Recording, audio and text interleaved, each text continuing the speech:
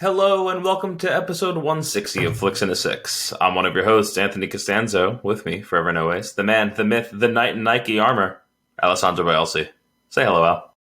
I hope Vision stays fully clothed in WandaVision because I've filled my quota of Paul Bettany's ass. Fantastic. On this week's episode, that WandaVision moment, SNL, and other news and nuggets, all before diving into our flick of the week, A Knight's Tale. But first, Al, what are we drinking?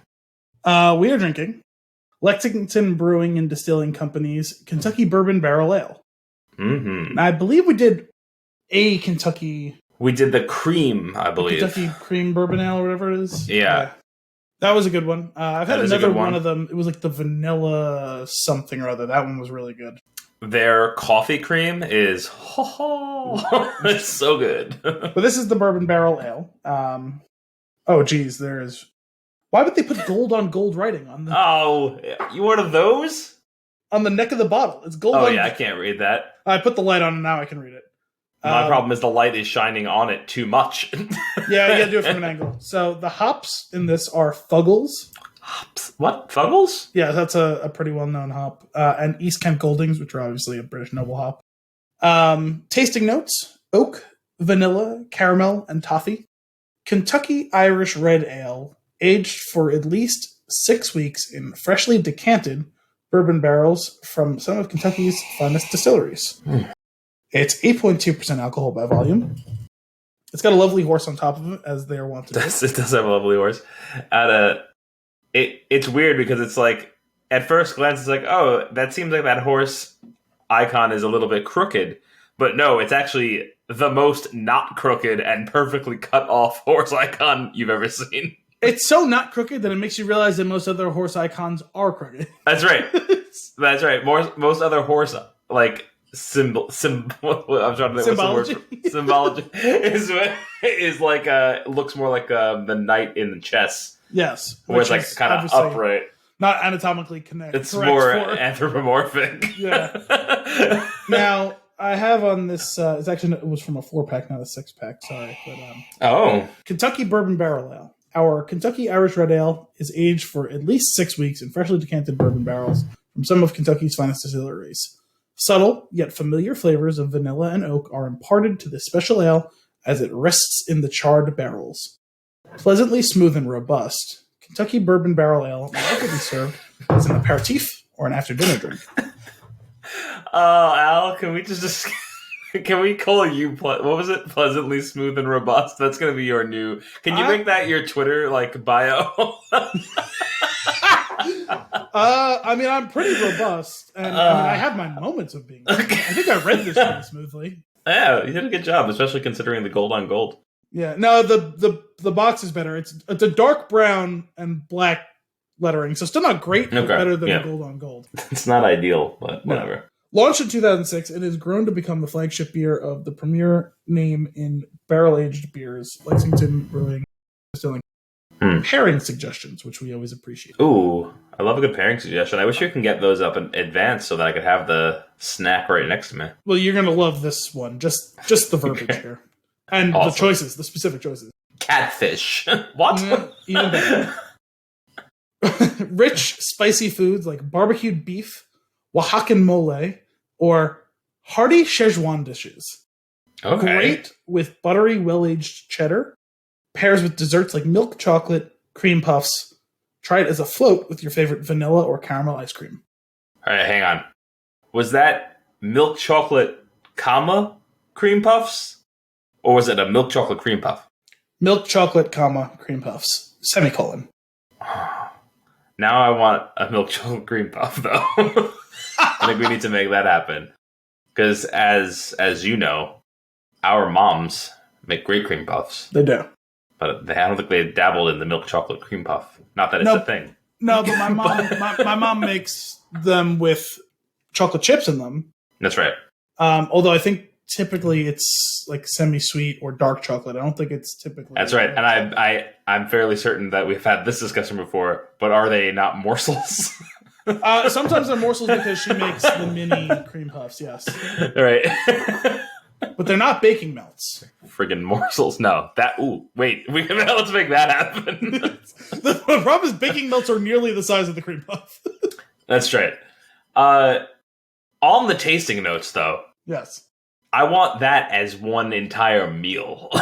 Like courses? Like first course, barbecue beef, second course? No, I'm thinking more like Hook style, on the table at once. Hearty Szechuan dishes? Yeah.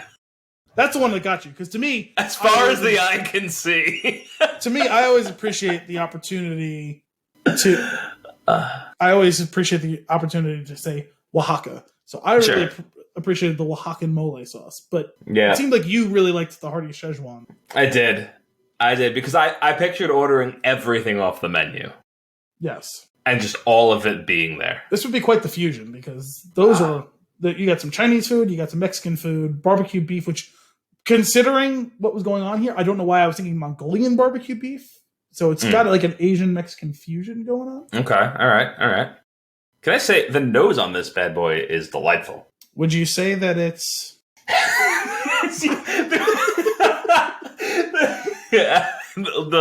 You leaned in perfectly and paused just enough to make it obvious that you were reading the box. That I really that's been one of my favorite bits that I've done as a recurring thing, but I haven't had one in a while. The problem is it had tasting notes, but I don't think it ever said anything about the nose. So no, it does smell delightful smell. Cheers! Look at it; it's a gorgeous color. Oh, this is the glass. Oh, that's the glass. This is the glass I was talking about. I know those. You know the glass. It's about 16 pounds. Oh, can we talk about this for a second? Not only does it not come in pints, but then they slap you in the face. They hit you forward slap, not pints, and then backhand 4-pack. Get out of here with that. That's unacceptable. It's like pumpkin. Pumpkin is usually the 4-pack of 12s. But pumpkin, I would also just take 2. Sure. I want 6 of these, or I want 4 pints. Cheers. Let's try this. I'll buy you 8, and I'll take 2 of them, and you can keep 6. Perfect. Sounds good. Cheers. I did that a little bit too aggressive. It almost broke the glass. It can't. That glass is way too thick. Oh, yeah. Now, full disclosure, I had one of these that I had sitting around my fridge like 2 weeks ago, but it's still just a delight. This is really good. I mean, I'm pretty sure I've said that about every one of theirs that I've had. They make really good fucking beer. Yeah, I don't know why I was under the impression that they were just okay. And then I had the coffee cream one. I was like, this is amazing. You know what it is? It's because we had the pumpkin one for your last pumpkin tasting, and I don't think you loved that one. But I think it's hard because I think if you had that out in the wild, it'd be different than having it as part of 30 pumpkin beers. That's probably true. Also, I went here, and I did not like their system for tasting. Well, that I can't speak to. But you got coins, and the coins... You only got 4 of them, and you were able to use them to taste one thing per coin. But you went to the brewery portion first, and then you went to the distillery, and it was the same coin system. And it's like, I saved my coins for the distillery's portion. I would have preferred to just buy things to taste so that I could try them all. Yeah, I don't know. That does seem kind of flawed. Maybe they had some kinks to work out, but. This is, I mean, like as I was saying before, the color is great. It's very like toffee colored. It's crystal clear. You can see nice little bit of head. Not aggressive, and it stays on the glass nice when you give it a swirl. Yeah, a little stickiness to it. It's got nice carbonation. I love watching the bubbles because it's so crystal clear. You can watch the bubbles gently rising to the top. Yep. Oh, it's like a screensaver. Mm-hmm. Oh man, I can see that. That's a beautiful beer. It's funny because now that it says it, yes, I do detect that it is a red ale, but I wouldn't have necessarily thought it on its own because it's very subtle. It's it's got the perfect malt bitterness balance, which is tough to nail for a red ale because you don't want it to be too sickly sweet, but you don't want it to be too dry either. Like, I mean, that's kind of true of a lot of beers, but like for that particular style, it feels like there's a very small window. Yeah, because it seems like from the ones that I've had, it seems like it could go in either of those two directions, but the balance of that makes for a good one. Yes, but it's got the bourbon backing to it, which in this one, I think this is maybe the best actual showcase for the bourbon itself, because like the bourbon can be, not that it's not good, but it can be a little overwhelming on the cream ale, I think. It's very bourbony, and with something that's more dark and robust, like you might taste a little. Might be more subtle in the background. It feels like this is the perfect showcase for both beer and bourbon. Like it's in perfect. It's really just so perfully balanced. Like it's it's like I keep coming back to in all ways. I keep like hitting different things that it reminds me of. Like you obviously when you said toffee, I was thinking like some like crunchy toffee covered in chocolate, like from one of those like assorted chocolate boxes. I just in that last sip, I just got like caramel popcorn. Yeah, I would say really tasty. That it has tasting notes. Goes again, reading oak, from vanilla, caramel, and toffee. That's right. Actually, I would say of all the things, the oak maybe I don't get as much as the others. I think I taste the oak clearly only because I've been I was gonna say I've been hitting the bourbon heavy lately, but that's not really what I mean. I just it's just that like when I've been choosing to have a drink lately, it hasn't been beer. I've actually only really been having beer during this show. And I think you said something about that last week or the week before that you've been drinking a lot more whiskey and wine. Yeah, mostly whiskeys. Just really just enjoying them because I got a bunch for Christmas of different variants, and it was it's been fantastic. But I picked up 2 whiskeys recently. One of them was for my 30th birthday. One of my buddies got me this rye from Woodinville. It's 100% rye, and it was really good. And then I just happened to be reading something a couple weeks ago that they make a great bourbon too. I was like, oh, I never heard of the distillery or the brand at least before he gave it to me, but apparently it's like a pretty small, like it's not, I think if I remember correctly from what I was reading, this isn't one of the ones that's like under the umbrella of one of the mega distilleries. Okay. So it's like more independent than the average one that you would grab, and that the bourbon was supposed to be really, really good. So I tracked it down. I found it in one of the stores near me, and the bourbon is also delightful. So nice. Without further ado, I'm going 3 Thuckles. Yeah, I don't know if I've done it, but I kind of want to give it 4. You want to give it 4? I honestly, I think that would be fair, but I'm reserving 4 Thuckles for their coffee cream because it's so good. I'm torn between 3 and 4 Thuckles. I'm going to go 4 Thuckles. Nice. Is this the first 4? This isn't the first 4 Thuckle, is it? Since or is it the first since we moved to the Thuckle scale? To the Thuckle fifth. The Thimble, the Grithwell family Christmas. the Thuckle fifth with Fuggle hops. Yeah, the Thuckle fifth with Fuggle hops. Now that I can't, and now nothing's coming out. Everything with a TH. I think this is the first 4 Thuckle that I've given. Yeah, all right. I'm on board with that. It's delightful. Man, I just want to watch it. Anyway, let's get into some news and nuggets, shall we? Sure. What's going on with SNL? Well, did you get to watch this week's SNL? I did. I figured we would have to because I know I was very confused by how confused you were when I sent you that a couple of weeks ago, a month ago, whatever it was. About and after you showed me the picture and then explained it to me, I only vaguely remember that that's a thing. Oh, okay. So see, to me, I was like, oh, like I don't even really watch SNL anymore, but like once or twice a year when I see a particular guest host that I want to see.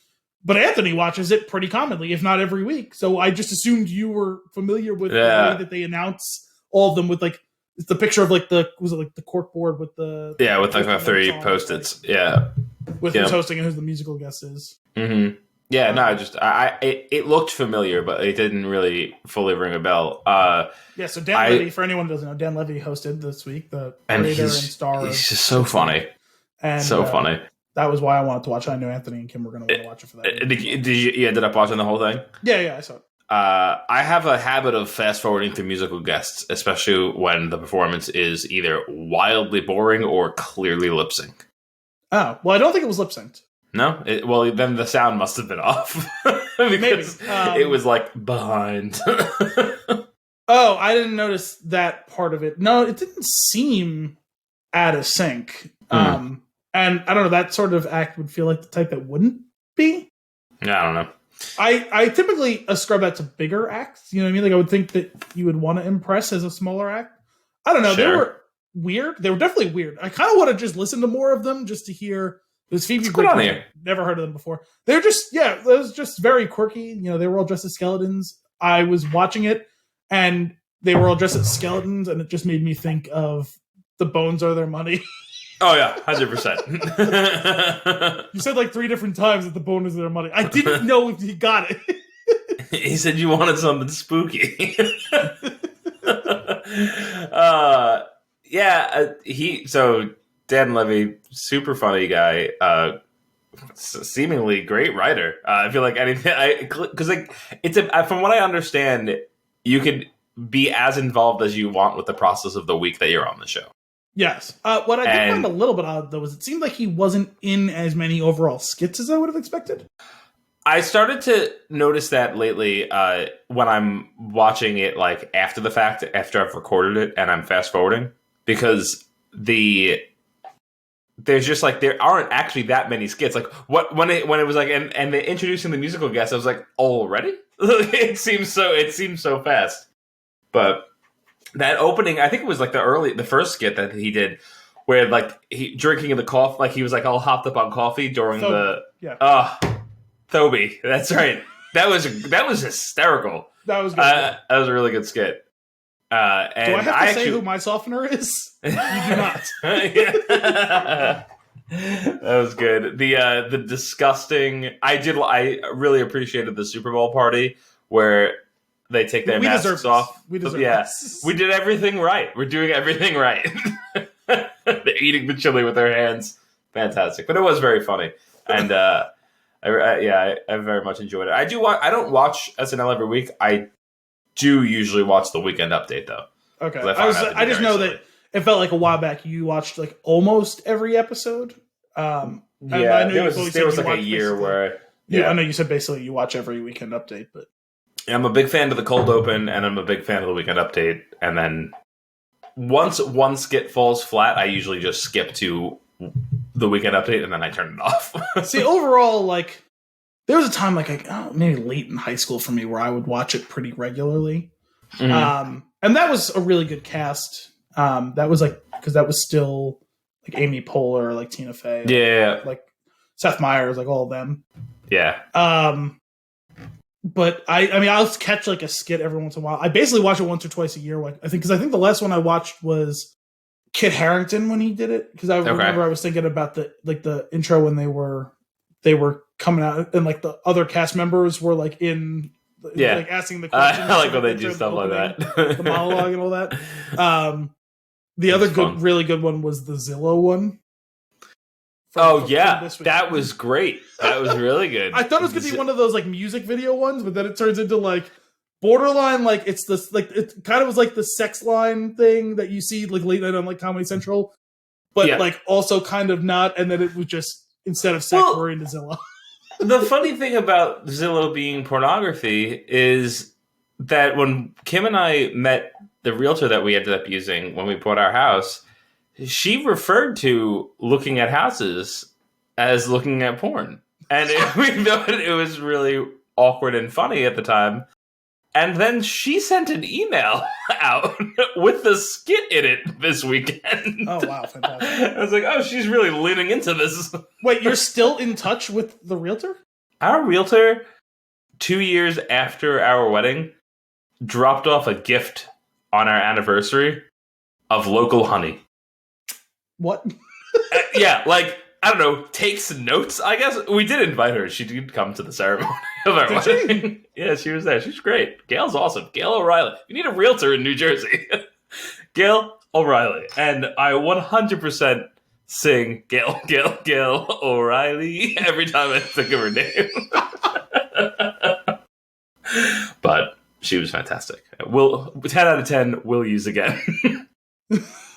Well, anyway, the Zillow one was great. And also, what it reminded me of is funny because I thought about it twice in the last couple of days because watching the Super Bowl, the weekend was the halftime show, and I don't think I actually watched that episode, but there was the episode where he was like the musical guest. I think he also was in a skit, and they did like a music video, and I just saw it like out in the wilderness, and it was sleeping on the couch. Did you see that one? Yep. That was fucking hysterical. That was very good. Some of that stuff where they like put it together ahead of time with a little bit more production value is really funny. Yeah. Obviously they have to balance, they have to like, it's a tight line to walk, right? Because like their whole thing is like the live skit. Yeah. So you can't do too much of that. And they never do too much of it, but those are usually good. Very funny stuff. But yeah, Dan Levy cracks me up. It's just so fun to see like that rise like in the past few years of like, oh, the show was on for a while. Well, it was funny because and now everybody knows it. This wasn't such a bad year for there was goods and bads to this year. Bad was the global pandemic. Good was people finally watched our show. Yeah. And then of course he had his dad come. He seems to be really cool with like incorporating his dad into like when he's in like the spotlight. Yeah. On a couple of things that I've seen, which I think is really cool, rather than kind of like ignoring it and like maybe being like weird about it, because I feel like some actors might be that way, like if they have a famous parent. Well, sure, except like they created the show together and started it together, so obviously that's not the case for them, which is great. And then they won all the Emmys, all of them. Literally. Every Emmy this year, they took it home. His joke about them throwing it at them was pretty funny. Throwing the Emmys at them in a biohazard suit. I was like, yeah, I'm pretty sure that is what they were doing. Good stuff. But that was fun. It was a fun watch. Do we know who's up next? No, I have no idea. Oh, wait, no, sorry. They definitely had a thing. I think it's Regina King. Oh, okay. Cool. Very cool. Nice. What else you watching now?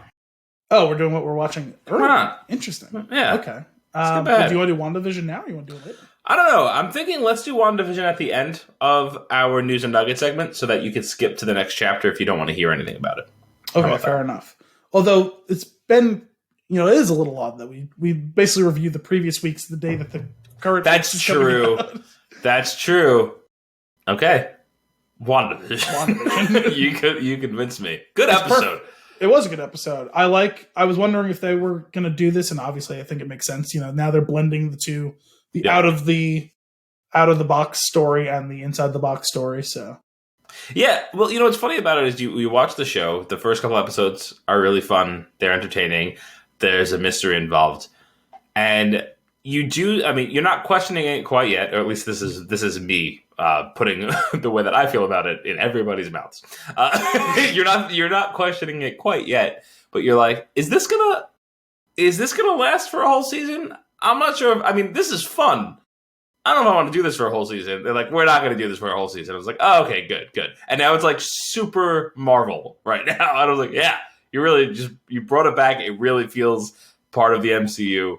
In the best way, kind of balanced with because like they did the '80s thing. It was like a Family Ties like type episode, and the very special episode was literally what it was called. I think, right? Yeah, and like you still got. Everything is clearly careening out of control, but still kind of the storyline within the episode that would be like that sort of show. I like because I like that the first 2 or 3 episodes are fully in it. Like that's like it's right. It's the sitcom, whatever decade that they're doing. The next episode, they brought you out entirely, which was awesome. I like that they did that. Like you just didn't go in; you were out entirely until they picked up the signal. Very final 90 seconds, right? Which was very cool. This episode, mostly out, a little bit in, but now I feel like we're leaning into the whole idea of going into that world, but knowing what's happening, and that'll make for some really cool storytelling. Yes. So we'll see how that plays out. But it's super. I'm super entertained watching the show. Yeah, it's not like I don't know. I don't know that it'll necessarily go anywhere that's super like crazy or whatever. But I doubt it. It's just a good time. Well, it's fun. It's interesting. It's intriguing. Not that it'll go anywhere super crazy, but it does seem to be like this might be the thing that's going to open some of the doors that we are, that we know about that are coming. Like the idea of the quote unquote, this is the thing.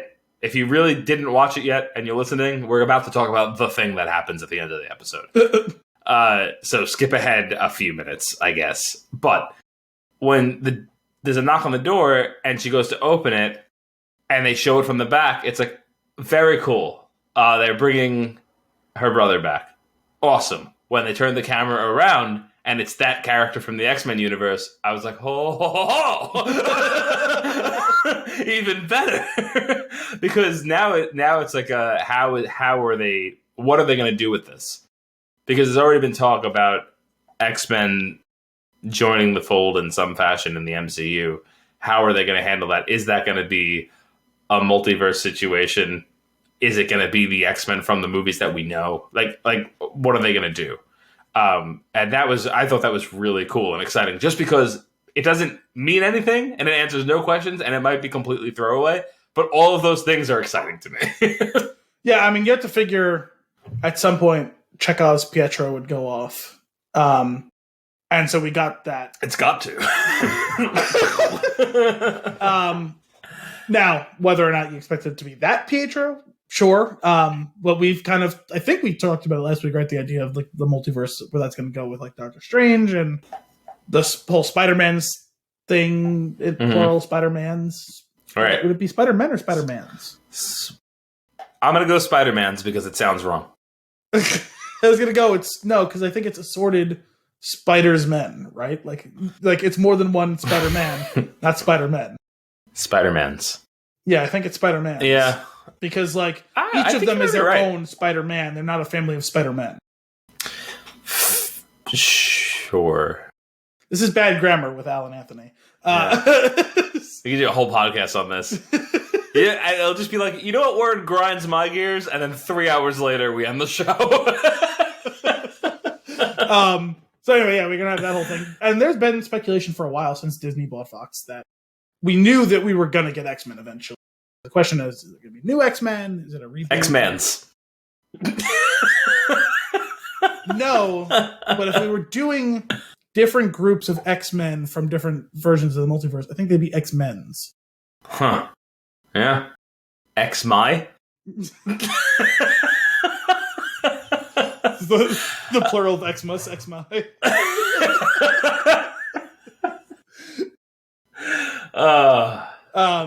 But anyway. Where were we? Sorry. I guess this opens up a portal to possibly a multiverse situation. In which case, because we had the whole thing with, I didn't quite get that from it was it last week or 2 weeks ago when she sees the dead Vision behind the Vision? Oh god, that creeped me out so much when I saw it. I was like, oh, I thought they were going to leave it as just that scene and not actually focus on it. Yeah. It was very it in the background during the library scene in It. You know It in It? You know It with the clown. You know It of It fame? Of It fame.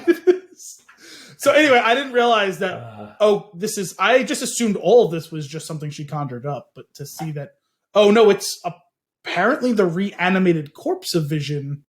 Okay, much creepier. Yeah. And then for the Tommy and Billy to ask about why she can't resurrect the dog, which, by the way, man, that poor dog. Yeah. Yeah, that less was than a day of joyous. I've been found my home, and now I brutally died. Who knew that azalea bushes were toxic to dogs? I didn't know this. Well, yeah, I definitely during that scene I went, is that a thing? Well, the way they went about it, I just assumed it got hit by a car, but no, apparently it ate azalea bushes. I keep still thinking that Catherine Hahn, but maybe she's not. I don't know. I keep feeling like she's lurkingly knows more than she thinks. Wait, she does know. She knows something. We just don't know what's up with her. Yeah. She's not Norm. Yeah. But yeah, it's very weird. I think so too. So because I assumed that she would. Didn't she say do you want me to take that again? Wasn't that her character? Yeah, she said, "Do you want me to do another take?" And it's weird that we didn't interrogate that any further. But then also there's been other times where she's at least been playing dumb, I think. Yeah. This one was weird because she says, "Oh, you can do that?" When the kids ask her about bringing people back to life, and she's like, "Oh, no, definitely not." She just takes that at face value. But this wouldn't be the first time. There's been a couple other times where something fantastical has happened around one of them, and then someone asks a question, and they're like, "Yeah, no, it's fine." And they're like, "Okay, it's fine," and that's it. So I'm gonna go super dark on the storytelling, based on some hints that have been dropped in the writing. I think that she might be in an abusive relationship in real life, and that this is actually a step out of that life and a release and a relief for her, and she's going with it, and she's happy to go with it. Listen, there's definitely something to the fact that she keeps making a big deal about having a husband, and we haven't seen him. Yeah, there's something there. I don't know if it's what you're saying. That's of course a possibility, But this is part of why I've been wondering whether she's not secretly a villain in this, who's manipulating her in some way. Because at first I thought maybe she was the puppet master, but it seems like maybe that's not the case. Although I think we realized at the course of this episode that Wanda's definitely not all the way in charge of what's going on. You don't think so? No. I mean, I think she's mostly, and that's why I still wonder whether there might be someone behind her poking and prodding her that she doesn't even realize is there. Maybe. Because, well, there's been times where she's been trying to fix or change things within the show that aren't fixing it and changing it. Well, I think that she thinks she's in control, I think. Yes, but I don't think she doesn't know. Is. Okay, gotcha. Yeah, no, I think whatever this simulation is has been infiltrated by some Hydra situation. Yes, and that's what I'm wondering, whether she's kind of like the overseer who's secretly actually pulling the strings. Okay, I see what you're saying. Maybe. Ooh, fascinating. Because it's definitely like, again, like not to beat the whole Chekhov's thing to death, but like we've heard about her husband a lot, and we've never seen him. Yeah. In fact, never even seen proof that he exists. Not even like someone in the window or something like that. Right. You know what I mean? Right. And she does seem to know more.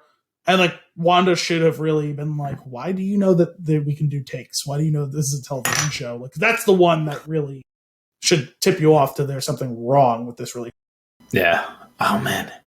I gotta hats off to Disney and the weekly drop of the episode, starting the season with 2 episodes, maybe ending it with, I don't know what the schedule is, maybe ending it with 2. Oh, I'm not really sure. But what I do know, what I really appreciate, it's the perfect balance of the streaming culture and the actual, like sitcom or show that is released weekly. Oh, serialized? What's the word I'm looking for?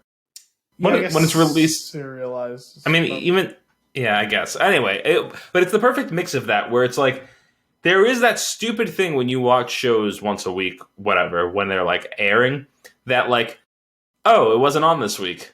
Weird, because you just don't know the schedule because it's like all over the place. It's like it's on like there's 4 episodes in a row, and then there's a break, and then there's 5, and then there's a break, and then there's 12, and then it like comes back, and there's a 1 episode finale.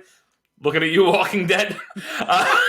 But with Disney, I feel like here's the schedule. You can find it if you need it, but it's consistent. It's there for you every week. It's going to be there until the season's over. Yeah, they don't seem to skip weeks, or they don't set it up that way. The only one that went weird was the first season of The Mandalorian. Like, because remember they decided to do an episode early on like Wednesday and then Friday, right? And then it came back around in the next Friday. It went Fridays for a few weeks, and then the final 2 episodes were like on the same day or something like that, or something. Yeah, something weird happened. Right? But no, and I do think that that was the first one, and I'm okay with that. They ironed out the kinks, and I like the idea of starting off with 2 because I want more. I think also part of it was, didn't they want to do it so that the final 2 episodes bookended the Rise of Skywalker? Isn't that what happened? Yes, something like that. Yeah, but I don't know. They're making me like very excited about like I very much look forward to the like Friday night or the weekend whenever I'm going to watch it, knowing that I have a new episode waiting for me of this show that I'm super into. Like, it doesn't necessarily need to be it doesn't need to be fantastic. The show is good enough. Yes, and like it's good enough 90% of the time, but that other 10% it doesn't dip in the other direction. That other 10% of the time is great, which I think is really cool. Like they've got like a perfect formula going on over there. Eventually, I can't imagine that this entire franchise doesn't either end or get tired at some point. What do you mean? Like the MCU? Yeah. I mean, it would be like it would have to probably eventually get tired. But like, you would think. When? Right, yeah, because right now it feels reinvented. Yes. And I don't want it to end. I'm just saying, like, I don't know how they're doing it, but they're doing it really well. I mean, what they've done that's been smart is they keep every few years giving us something new, right? Because we got standalone movies, then we got an Avengers, then we got more movies. Some of it was continuing on the stories we already knew. Some of it was giving us new characters. Importantly, we got an ensemble movie, Guardians, right? Mm-hmm. Avengers. And then we started getting overlap, right? Where, you could have a Hulk with a Thor, you know what I mean? You could have an Iron Man with a Spider-Man. You could have, and then boom, we're going to build up to 2 Avengers movies back to back, a year apart or whatever, right? But this is they the keep end it fresh of an entire era. Sorry, error. I was having an error trying to say era. End of an era, and then okay, now we're gonna super small. We're gonna totally wipe the board, and boom, TV shows, different little stories. We can do our little storytelling here in the margins where it's okay if everyone doesn't want to watch it, but if you do, we're going to try and reward you in a fun little way and still going to keep bringing it back to the center every time. Like, we're going to keep bringing it, we're going to go off onto this tangent and then come back again, Yeah. It's really great. I wonder, like, how I said, like, does it get tired at some point? Like, will it, like, I don't understand how they're going to keep it fresh. I do wonder, though, once you run out of ideas, you probably could start over from the beginning, like with those ideas again. The way comics do? Not even start over the storylines. Maybe you might do that. Maybe that's what they're starting to do with the introduction of a multiverse, is like opening up infinite branches of what they can do. Well, I'm just thinking they can go another decade like this. Right? Oh, easy. Yeah. And so after 20 years, kids who grew up on this are going to be parents. Yeah. And then if you start over again, they're going to want to bring their kids into it. That's a good point. And let's not forget that it's not that comic books have stopped. No. There's going to be a lot of source material that can be pulled on to keep it fresh. But when I say start over again, I meant more like you can go back to when you've kind of gotten away from origin stories of big names and you've been doing all this stuff. There's probably been some new big names that you can go origin story again. And then it wouldn't feel so redundant at that point because it's so much later. Sure, I'm just thinking there's 3 Spider-Mans, right? No, I'm being serious though. There's the Tobey Spider, there's the Garfield Spider-Man, and there's the Holland 4 Spider, and the animated one. Sure, but I'm just talking about the full live action one. Yeah. Okay. Ones that have been created as franchises, right? Mm-hmm. Each of them has a wildly different origin story. Their first movies are all origin stories, and all of them are wildly different. Same character, same people, same associate characters in them.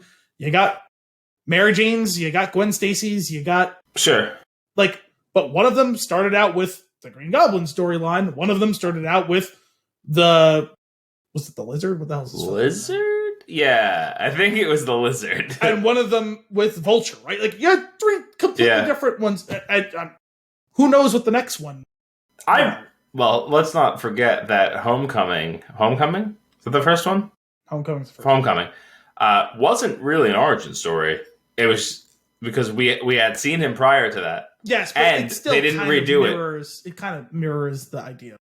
No, but I feel like the origin story is like, how does this person get their powers and become this? He was Spider-Man, and thank God they did that. Because I don't think I could have handled it if they did it again. I get it. My point was still that he's still got to cut his teeth as Spider-Man. Like, yeah, we get that he's already got the powers or whatever, right?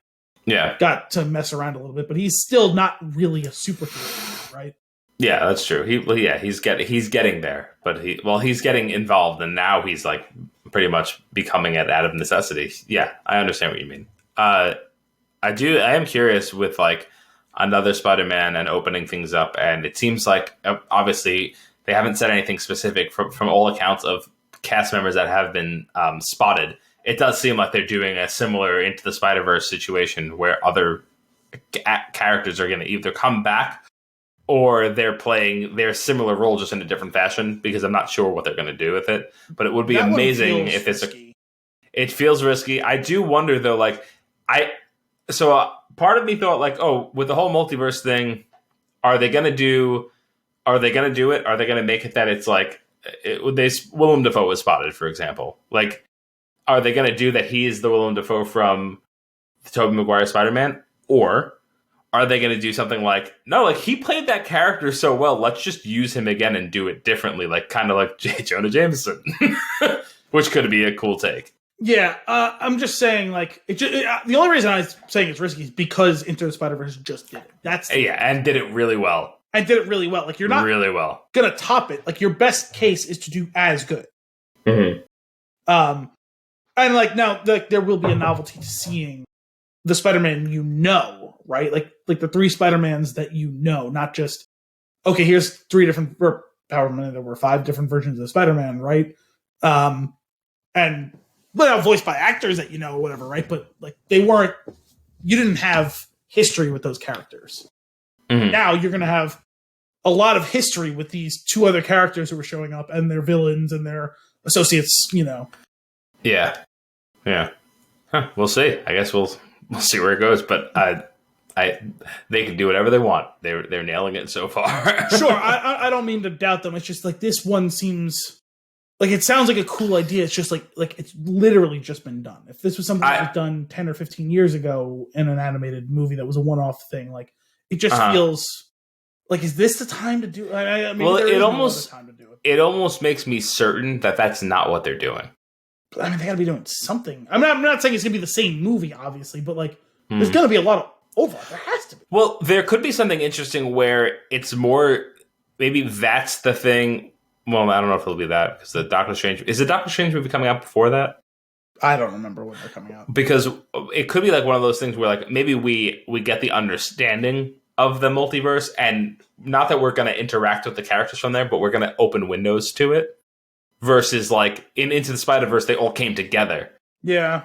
But maybe some other version of so like you're thinking getting of like a peek in. Ghosts of Christmas Past and Future type of thing? Sure. Yeah.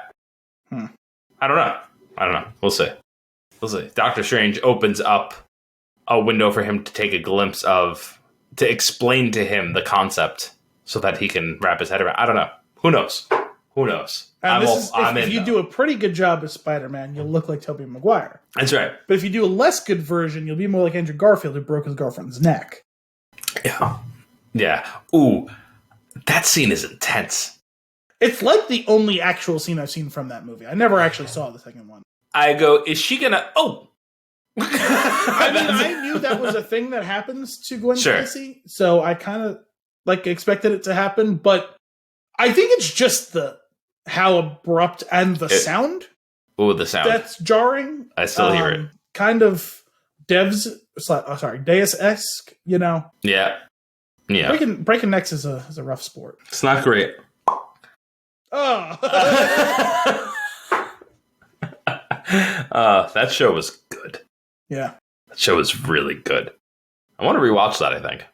Yeah, I want to give it some more. Not yet. Time, but I definitely do want to rewatch it. I mean, I guess I kind of rewatched the first half of it, I think, when I went back to watch it with my brother and my sister. Okay, that's fair. I rewatched a couple episodes that Kim fell asleep and we had to start over. But what else you watching? What else am I watching? Oh, sorry. Yeah, I think the only other one I had was the season finale of The Expanse. So that was good. It was a damn good season. That was good. I was a little hesitant early on because they did the most dramatic separation of the main characters, who by and large have all been together the whole run of the show. And in this one, last season, there's 4 main characters like on the ship. The last season, most of the season, they were split 2 and 2, but they were still in like kind of constant radio contact. So like, okay. It's like they're all together. And like I said, you have 2 of them at a time, basically with each other 2 at a time. In this one, they truly split up all 4 of them for like the whole season, which I was a little hesitant of. And in the weaker moments of the season, I think it suffers because you don't have the constant chemistry between all of them, which, like I said when we talked about this a few weeks ago, when I came to the odd conclusion that I don't actually love any of the individual main characters, or I was talking about, if one of them died, like, I don't know how it would really make me like feel, which is weird for this late into a show that I really genuinely enjoy. Right. And so, I had said that, like their chemistry is what makes this show so good, whether they're all in sync or not, because there's tensions, but like it's not the constant like will they won't they type of thing. Like, you know, there's times where they're all in lockstep, and there's times where 3 of them agree and 1 of them doesn't, or it's 2 and 2, or none of them kind of agree or whatever, and they're at each other's throats or whatever. Now that part of it is much less as it's gone on. That's a much more early seasons thing, but still. I was encouraged to see that over the course of the run of the season, it was really... Actually, I preferred it to the last season. It's odd. For some reason, the last season seems to be... Like, consensus is it was beloved.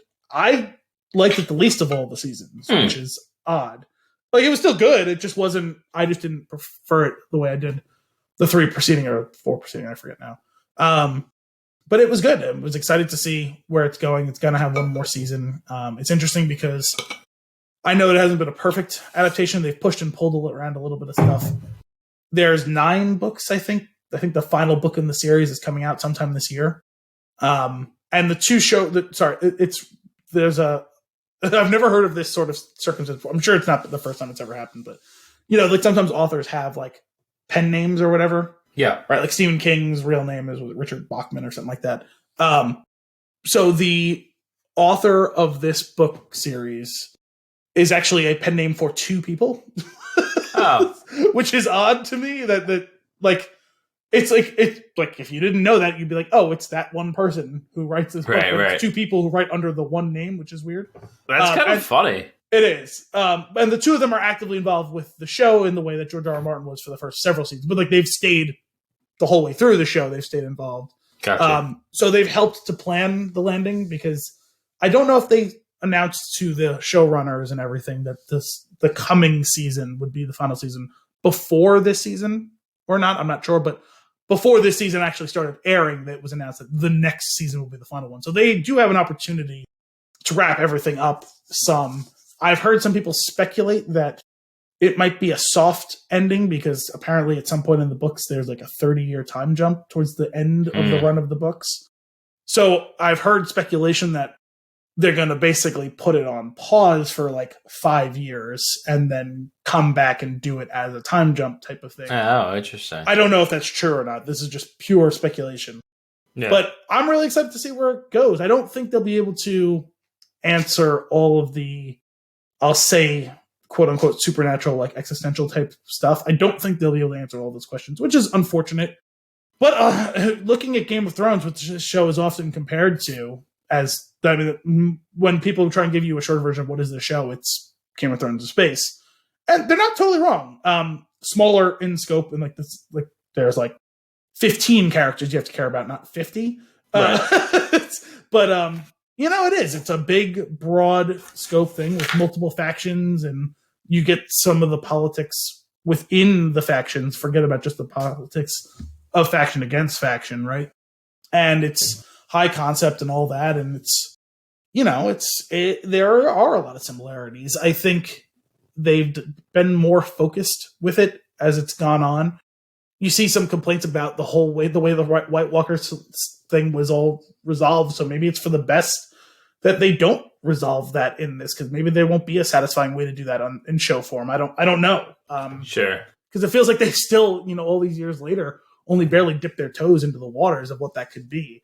And it sounds like the human aspect of this is what they really want to resolve. And it is an incredibly compelling storyline, as strong and compelling as any of the politicking that went on in Game of Thrones. So I'm really excited to see where the final season goes. This fully officially now, but at this point has got my seal of recommendation. I think you would really enjoy the show.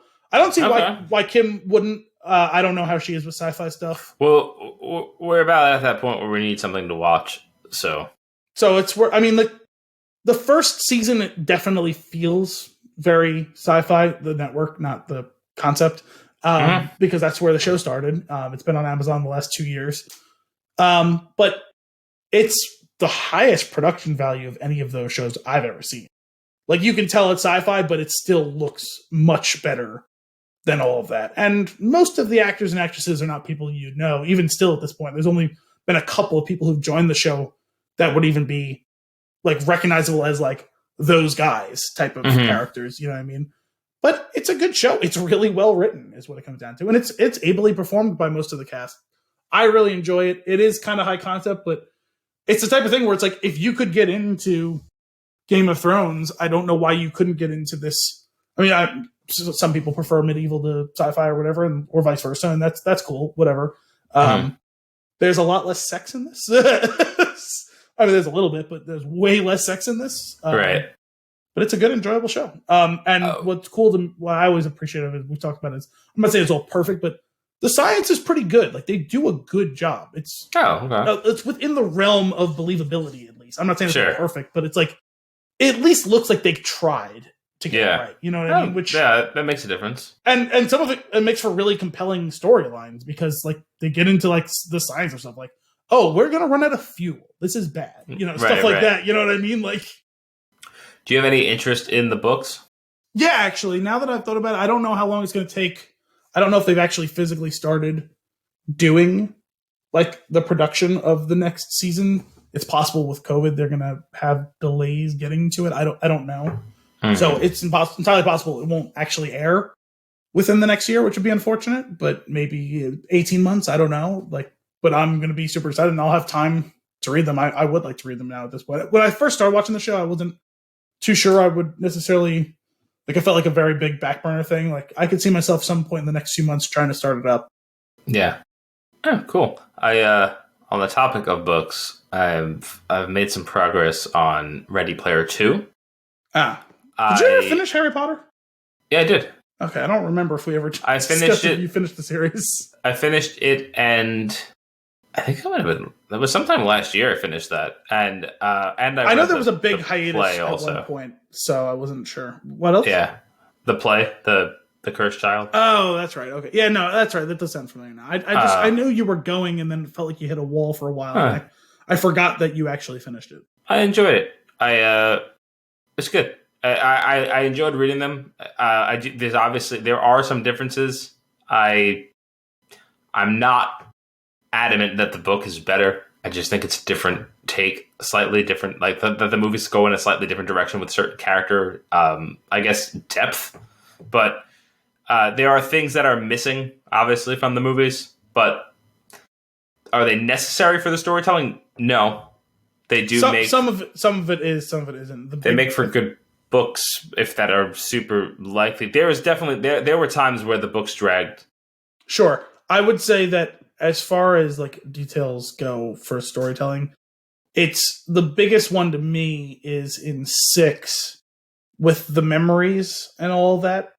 Yeah, I think that I think it would have been tough to sell that as part of the movie. I think it would have made the movie a tough watch because of just like, I think it would have had been bottlenecking it, but I think that it made, for the casual viewer, maybe it might have been hard to track the importance of what and where and why the Horcruxes were. Yeah, I don't know. Well, for the casual viewer, maybe. Yes, maybe. Well, I know that because that one of the 6 or 7, I forget which one it was. 6 was on this weekend, and my mom was asking me about them. She read the book when it came out, which is a long time ago now. Mm-hmm. She's seen the movie a million times, but she didn't fully get what was going on with like she got the point of what Horcruxes were and like why they destroy them, but like when in like 7 and 8 when they tracked down those other ones, she's like, I never fully got what was going on there, and I was like, yeah, I could see how that would be the case for someone who only watched the movies. Yeah, yeah. For someone who casually was watching the movies, yeah, I could agree with that. I will say that I read the first 5 prior to seeing the movies, 1 through 5, and then I literally finished 5 in the parking lot, like the last 200 pages, and then watched 6, 7, and 7 without reading the books. Finally finished the books last 6, 7, and 7. I did. I finally finished the books this year, and I will say I don't feel like I missed anything. It expands some of the spots that are sped through for the sake of movies are a different format. But that being said, which is why I got why they did it, but like I know she was confused about like when it came to like the necklace, the cup, and the diadem, like why those were important and how they figured out what they were and where they were. Mm-hmm. And I was like, okay, yep, no, I could totally see how if you only watched the movies and you weren't like living and dying by every single second on screen, how that would feel lost on you. That being said, if you love the movies, if you love movies in general, I don't think that you're missing anything. Probably not. No. But I enjoyed it. I prefer watching the movies for sure. I could say that with confidence. I personally enjoy that medium far better. Yeah, that's just how I am. I like a full story in the 2 to 3 hour window. I like the way that it plays out. I love watching performances and cinematography. It's just that's what I enjoy. Books are fine, and occasionally I enjoy a book a lot. I seem to prefer reading things that are. I never understood. Like I know a lot of people that like this that will say like they don't read fiction. They don't enjoy it, and I think I'm starting to land in that camp where I prefer to read something that's more informative or like that nonfiction. Like maybe I get something out of that, but I don't know. I have to if it's a fiction book, I have to be really interested in what it is. Otherwise, it really I for some reason I kind of glaze over when I'm reading them. Well, I think no matter what it is you're reading, you have to be interested in it. Yeah, I guess. Even if you're learning something, even if you're reading something truly non-fiction. That's fair. If you don't give a shit if it's about, 15th century, like, Czechoslovakian taxes, like, you're not going to give a shit. You know what I mean? Like, yeah, I want you to know what was ridiculous about that statement is halfway through it, I was like, go on. Like, what? I was like, wait, where are we going? Because I'm already curious. Tell me more. But then when you said taxes, I was like, pass. It was your sophomore. But so I'm reading Ready Player 2. The main storyline so far, fine. No big deal. Nothing earth shattering. Nothing crazy. Entertaining enough. Great. You mentioned something about the references. It hurts. It's too much. I don't remember feeling that way reading the first book. And maybe it's being overdone, but it seems like every other sentence, it's just like saying a thing that is a nod or a reference for not really any value. And it's a little hard. That was, I've read snippets of both books just like out in the wild where someone decided to clip it, and whether because they enjoyed it or because they didn't enjoy it. You know what I mean? Mm-hmm. And even I could tell it felt more forced in the second one. Oh my God, so forced. Especially in a situation where it's like, the stakes are like super high in this current situation. And you recite an entire movie quote. It's like, you have things to do. Like, this is not okay. People are dying. Yeah. Anyway, I'm working through that. Okay. It's fine. I'm not as excited as I was during Ready Player One. I'm not as excited as I was during Armada. But it's fine. I think it will make for a good movie so far. Well, I think that was one of the people, because I read a bunch of people were crushing it when it came out. The most positive of all things said it feels obvious that this was written so that it could be made into a movie. And like, and all that entails, the good and the bad of that. Like, but basically saying it seems like this would fit better as a movie. Yeah. We'll see how it plays out. So far, I can imagine. Obviously, they made some changes when they did the first one for the screen, because the changes they made seem to have played better on the screen. This one, some of it was to tighten. Oh, sure, but for this one so far, it seems like it could just be a 1-to-1, because what they can tighten is like walking from one end of the hallway to the other and then just cracking jokes about movies the whole time. Like, I'm all for doing that in real life. But it's like this podcast. Yeah, exactly. But anyway, we'll see where it goes. I can't, like, I don't know what the resolution is going to be at this point. I don't have any real guesses, but I feel fairly confident that I'm not going to be shocked and awed. Anyway, that's what I'm reading, I guess. We finished The Witcher again. Oh, nice. So that was fun. I don't know that I am a TV show rewatcher. It's not big. Depends on the show. Yeah, I like rewatching. I like throwing on like episodes of random stuff that I know really well, like Friends or something like that. But like for like a dramatic series, it's just such an investment. And this was just one season, but I caught like during it, I was like, I don't really want to watch the rest of it. Like, we'll get through it and it's fine. I'm enjoying it. It's good, but it's just like, I don't know. I'd rather watch something new or do something else. Well, it depends on the show. It depends on how much, for sure. And it depends on how long since you've watched it. Yeah, that's fair. There's some shows it has not been much like, time. What's that? It has not been much time. It was like, what, last year, 2 years ago, whatever it was? Yeah, it was just over a year ago, I think. Yeah. There's some things that I loved, and I'm never going to really watch it again. I'm going to have to be really bored because there's so many different things that are always coming out that I'm like, hell, I can barely keep up, or maybe can't keep up with the things that come out that I want to watch. But there are certain specific things where it's like, that's something I've earmarked as, maybe in the next year if I have some downtime. But I'm going to go through that again because I just so genuinely enjoyed, immersing myself in it. Well, I say that, and not 15 minutes ago, I said I would watch Devs again. So that goes back to the, you said I need a little bit more time. And also, it's 6 episodes. Yeah, that's pretty clutch. That being said, like, I could rewatch a movie over and over again, though. Yeah. But it's different because it's 2 hours. Sure. It's tightly contained. But I could watch this. I feel like I could watch the same movie once a week for 2 months and be fine with it. But I might not necessarily want to go back into, I don't know, an 8-episode series. It's weird.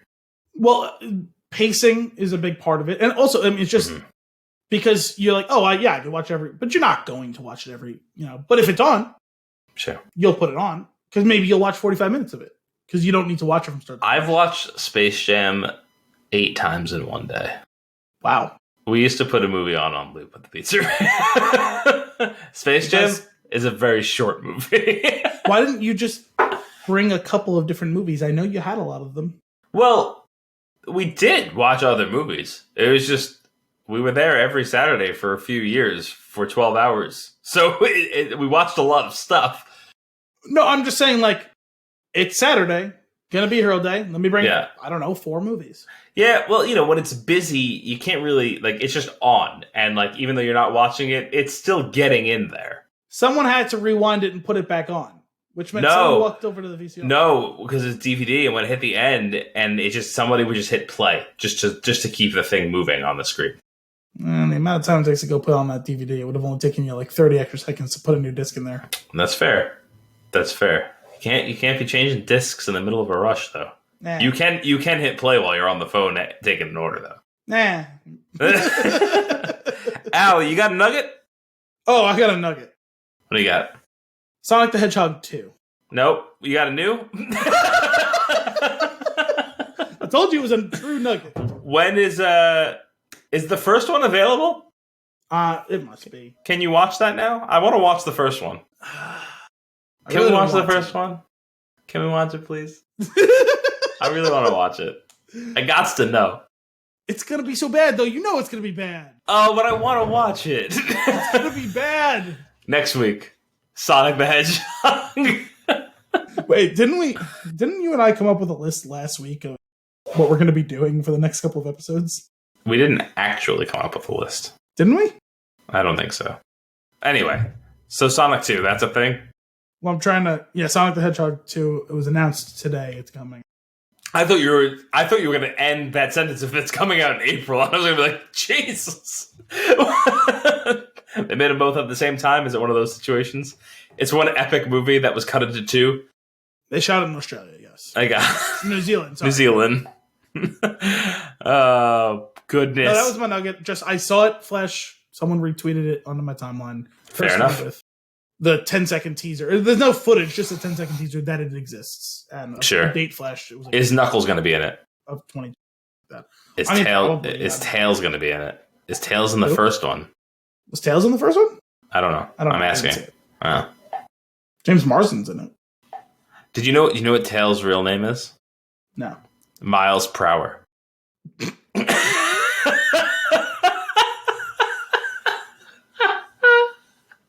Sorry.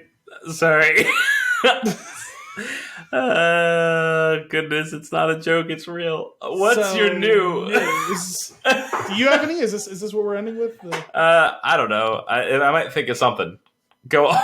You might think of something? Yeah. All right, here, I'll give you something in the meantime. I started playing God of War. I know this isn't Game Bites, but oh my goodness, is it a good game.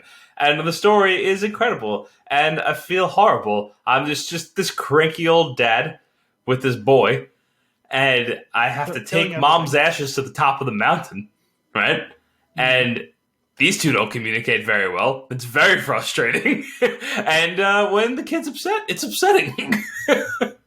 But when he's cranky and he's like, can we go now? When I'm taking too long exploring an area, I don't like that. I don't like that. All right, to the news. HBO Max announces new adult animated shows, including a Velma Dinkley origin story. Wait a minute. When you say adult, I imagine they mean South Park Family Guy, not porn. Oh, thank God. I had to reread the headline twice, too, because I'm like, wait, what? Oh, they mean like edgy Family Guy thing, but also, what? Yeah. All right. That's weird. Subtitled, Unmasking the, quote, complex and colorful past of the Scooby-Doo mystery solved. This is on IGN. HBO Max has announced series orders for 3 new adult animated shows, including a Scooby-Doo spin-off that will tell the origin story of Velma Dinkley and a revival of Clone High.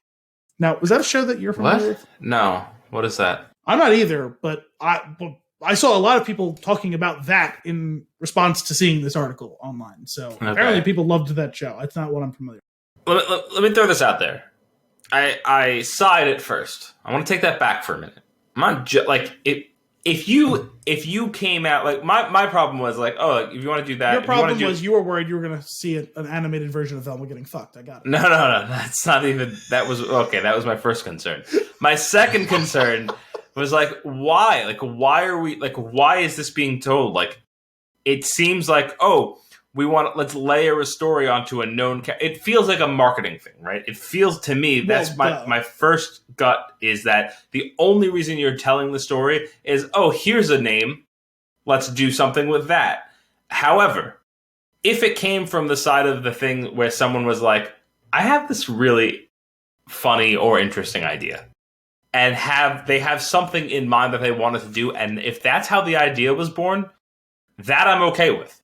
Well, the good versions of this type of thing are that. Mm-hmm.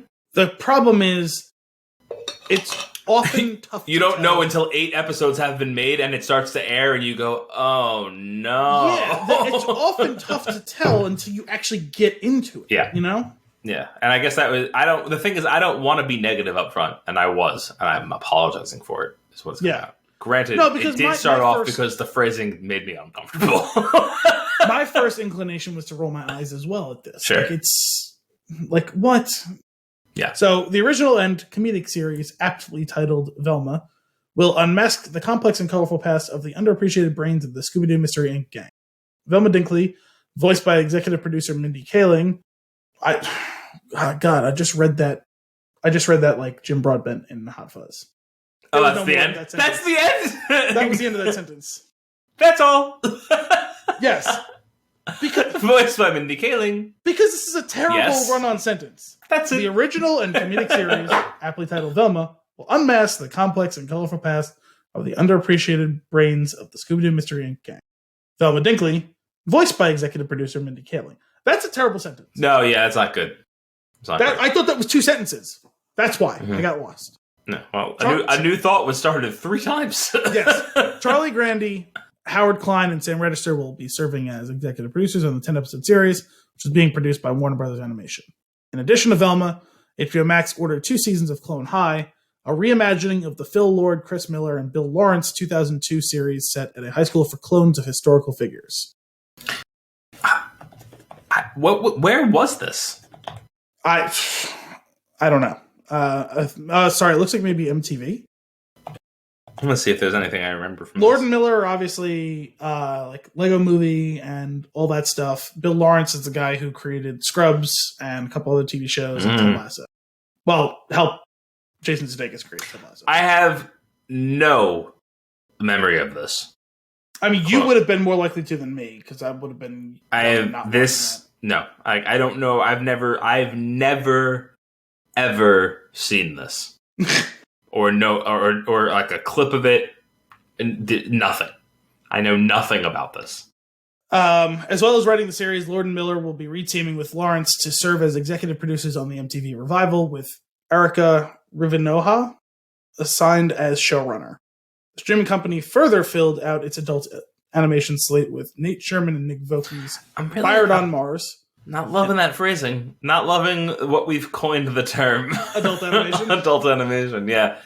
What, better or worse? Adult-oriented animation. Marginally better. Worse. Specifically because adult film... Specifically because adult films is porn. I know. That's why I'm... So adult animation... I totally understood why you were uncomfortable because I had I told you I had to reread it because I'm like, are they talking about Velma porn? Yeah, I don't like it. What could we call this? Mature animation? No. Is that no. MILF animation now? Is that what we're getting at? I'm not sure. I still don't like it. Yeah, I don't know. TVMA an animation. I guess maybe. 18 and up animation. No, see, it still doesn't work. There's something about it. We'll workshop it. We'll come back to it. We were badly.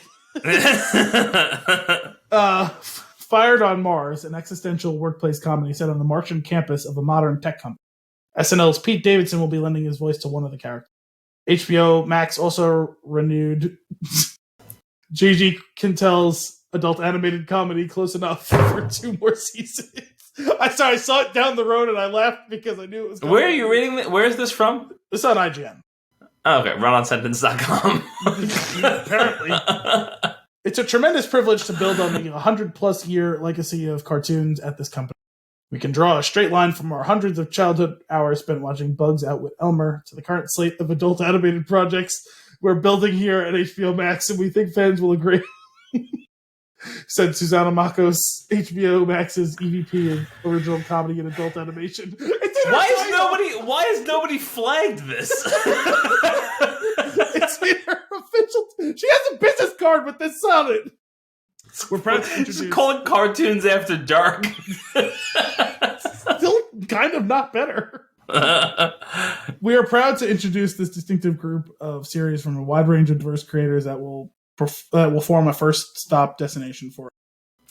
Well, there is also...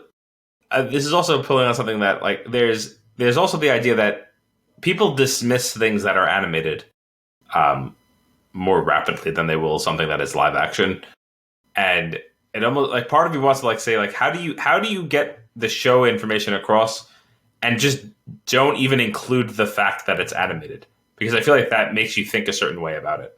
And now that you're saying adult animation is not making that thing better. Better or worse? Adult animation or adult cartoons? Worse, maybe? I think maybe worse. Adult cartoons seems weird to me. It's porny as well? Okay. You know what it is? Cartoon feels childlike. So then saying adult cartoon is just a whole other level of uncomfortable. It's a little bit oxymoronic. Yeah. It's just a show. But they need to let you know that it's going to be animated. Just say it's an animated show that airs at 7 o'clock or later. The whole point is it's going to be on HBO Max, so it technically could air at 7 a.m. as well. That's true. I don't know. Well, we're moving past it. I can't get hung up on this anymore. It's terrible. Are you going to watch the Velma show? I mean, probably not. Yeah, okay. Me neither. Unless I hear that it's really good for some reason. Clone High, though, kind of. Never heard of it. No, but just because... The concept sounds fun. It's a Lord Miller and Bill Lawrence show. Yeah, so it could be silly. Well, we'll see. Also, it's adult animated in this. Is that it for News and Nuggets? Yeah, that's all I got. Then I think it certainly must be time for fun and games. What do you think? Sure. All right. Here we go. I've got a quiz for you. I'm not sure how many questions it is, so... Oh, no. Didn't we make this mistake last week? We sure did. I wonder if it says. There's 6. Okay. 6 questions. Not so bad. This is a Heath Ledger quiz. Pick a hobby. Singing, that's it. No multiple choice. No. Singing, camping, playing tricks on people, making things, drugs, or jousting. I don't think I would do any of those things. Let's go with jousting. Jousting? Making things seems like it would be something that you'd want to do. Yeah, maybe, I guess. Blonde, brunette, or colorful? Brunette? Okay. I want you to know that they showed 3 different pictures of Jennifer Lawrence with different hair. Pick an emotion. Confusion, frustration, joy, spacey, anger, or sadness. I'm sorry, pick an emotion? Yeah. Could you read those again? Confusion, frustration, joy, spacey, Kevin, anger, or sadness. Sorry, because I was confusion for a second, but let's go with joy, I guess. All right, I am not happy with what just happened there. I did not touch anything. You said joy, and joy highlighted on the screen. Ooh, boy. All right, pick a color. Purple, blue, brown, rainbow, green, red. Green. Couple problems here. Purple is pink on the screen. Rainbow is not a color.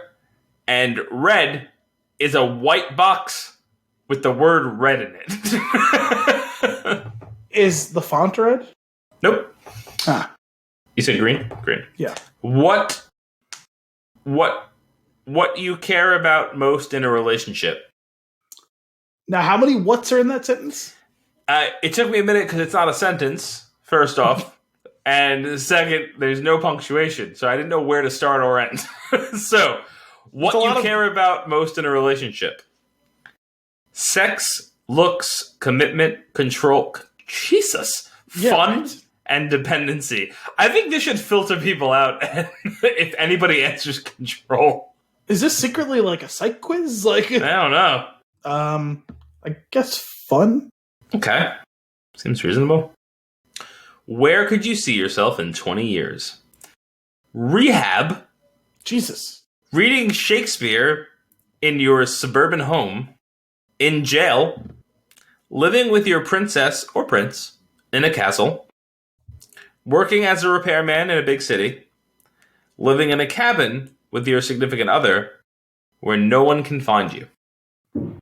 This is a dramatic question. I guess the castle one? Why not? Sure. That sounds fun. Oh, calculating results. Hey, this is 100% based on the answer to your first question. So, the quiz was, which Heath Ledger character would you date? And you, Al, will be dating William Thatcher. Oh, you are determined, athletic, and a bit stuck up. You like to dream big and will do anything to get what you want and prove you're the best. You also have a thing for blondes and love guys who will do anything to prove he's the one for you. Didn't I explicitly choose brunette? Yes. You sure did, but this answer was generated on the first question that you answered. Yes, it was the jousting one. Obviously. With that, let us get into our flick of the week. A Knight's Tale, released in 2001, rated PG-13 with a 2-hour and 12-minute runtime. Your IMDb synopsis. After his master dies, a peasant squire, fueled by his desire for food and glory, creates a new identity for himself as a knight. That's great! Fueled for his desire for food and glory. I mean, I feel like you could have just said glory. Like, the food thing goes in the rear view pretty quick. I kind of love that. Well, for him, maybe, but Alan Tudyk is all about his food. Watt is never not hungry. It's so good. That and fonging people. Peppermint creams! Al, give me your tweet length review. Sure. So very of its time, and also of the 1980s. But that's not necessarily a bad thing. It's a good movie with some heart. 7.5 out of 10. Nice. I probably would have went 7.5 if I did half scores. I'm going to give you 2 shoot like reviews because I couldn't decide, and you're going to decide which one you prefer. Okay. Sound good? First one, A Knight's Tale. You've been weighed, you've been measured, and you have been found worthy. Nice. 7 out of 10. Okay. All right? Rating number 2, A Knight's Tale. It's silly, it's funny, it's made little to no money. Liechtenstein. 7 out of 10. I like both of them. I'm going to go with the weighed and measured one. That was good. All right. Thank you. I appreciate it. Man, it's been a while since I've seen this movie. I've watched it a lot in the past. Yeah, I don't know why I was so confused when we were messaging earlier. I thought this was another one of the ones that, like, when we did Point Break, where it was like, oh, that's a movie we've always wanted to get around to, never watched before. I thought that was in the same category as this one. I don't remember you telling me that you've watched this many times. Oh, yeah. So many times I've seen this one. I just am a big fan. There's just something special about it. Like, I think what I love most, the movie's unique. I don't think there's other movies like it. Well, that's part of what went into me saying it's of its time, because they don't really make movies like this anymore. No. But there are other, I'm struggling to come any off the top of my head, but there are movies like that from that time of like late 90s to early 2000s. And while I agree with that, I will say it feels like it's bits of all of those types of movies without ever being fully like one or another. Yeah, there's no other movie where it's like, oh, this is the same as that. But like, there are so many elements to this that feel like so many movies of that time. Right. And I will say there's a bit of that I adore and I love, but it also makes me a little bit sad, is that the way that the movie's shot, the way that the story is written, the way that it all comes together and it's put on screen, it feels like it's not trying to do anything groundbreaking. It is having fun. Like, the movie is having fun. It's entertaining. It is just a very enjoyable. It is purely entertainment. It's just a very enjoyable movie to watch. I can't remember a movie like this in recent years. Like, weirdly, Guardians of the Galaxy. Sure, I could see why you would say that, and it has a part of it, but it's not the whole package. Well, it's going to be hard to have a kind of semi-futuristic space movie that's incredibly sensational and compare that with a kind of stripped down small story about medieval times, right? But 50,000 foot view, you have kind of a bunch of nobodies who are thrown together, become something more than they are at odds, and they kind of create this family unit, take on people that they are not even in their same weight class as them, and win over everyone around them who counted them out or actively hated them, and mix into that the whole aspect of the music being very important to the way the movie's presented to you. That's why I would say that those are very similar experiences. Yeah, okay. I can see what you're saying. The part where I think that it differs, though, is at the end of the day... there's plenty of them, but still. Well, as far as, like, construction of the movie, like, Guardians of the Galaxy, from the outset, was, like, it was shooting to be an A+, right? The scope of these movies is obviously wildly different. The budget and, like, expectation are wildly different. But at its core, the experience of this movie, there's aspects of like coming of age, but it's more about coming together. From wildly different backgrounds. Well, an entertaining and ensemble that like comes together. Yeah. The other part of it I was gonna say is there is an acknowledgement of darkness, but it's not. It never actually really dips its toes into. Yeah, it's like they're like, let's be clear, this is not a dark movie. Yes, like bad things could happen. We understand that this is real life and there are consequences in this world. There aren't going to be any in this story, but like they exist. Like they're over there around the corner. Like they're there. They're not here though. Like they're over there. Yeah, because at the end of the day, it comes together more like a fantasy novel. Like that's like an old school fantasy novel. There's parallels between this and The Princess Bride. Like there's a certain lighthearted, there's comedy, there's love, there's fun, there's a little bit of revenge, but it's not as deep as Princess Bride. But like, I don't know, it's got all of those. It's just it's a great recipe. It's a hearty recipe, and I love it. I really enjoy it, every minute of it. It is the. Would you say that this is chicken soup for the soul? It's tomato soup for your ass. It's there's a line from The Sopranos, the only line that I liked. Oh yeah, that's right. Well, but it's I don't know. There is something special about it. It has a certain feel. It definitely has to do with the execution, the writing. But when I say like Guardians is like an AA plus movie, this movie is more like a me in high school. Like I'm going for the B, and I'm going to be fine with it.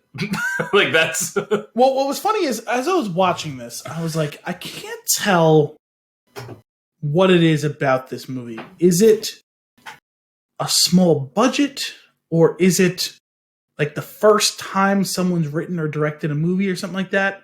I think it's the latter, actually, because the budget wasn't super small. Actually, I think 65. Higher than I expect. Yeah, it was 65 million. I was like, oh, I was expecting like 25. Right. Half. There's no names in this movie. Like, they became names, but sure. At the time the movie was made, none of these people.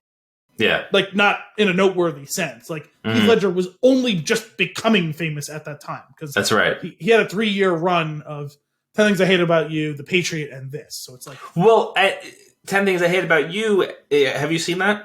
No, but I'm familiar with it. But that movie, like that's the vibe, though. Like, this has, like, it feels like, I was going to say that, like a high school, like what was that movie that we watched? Get Over It? Is that what it was called? Like, it's like that movie, but with jousting.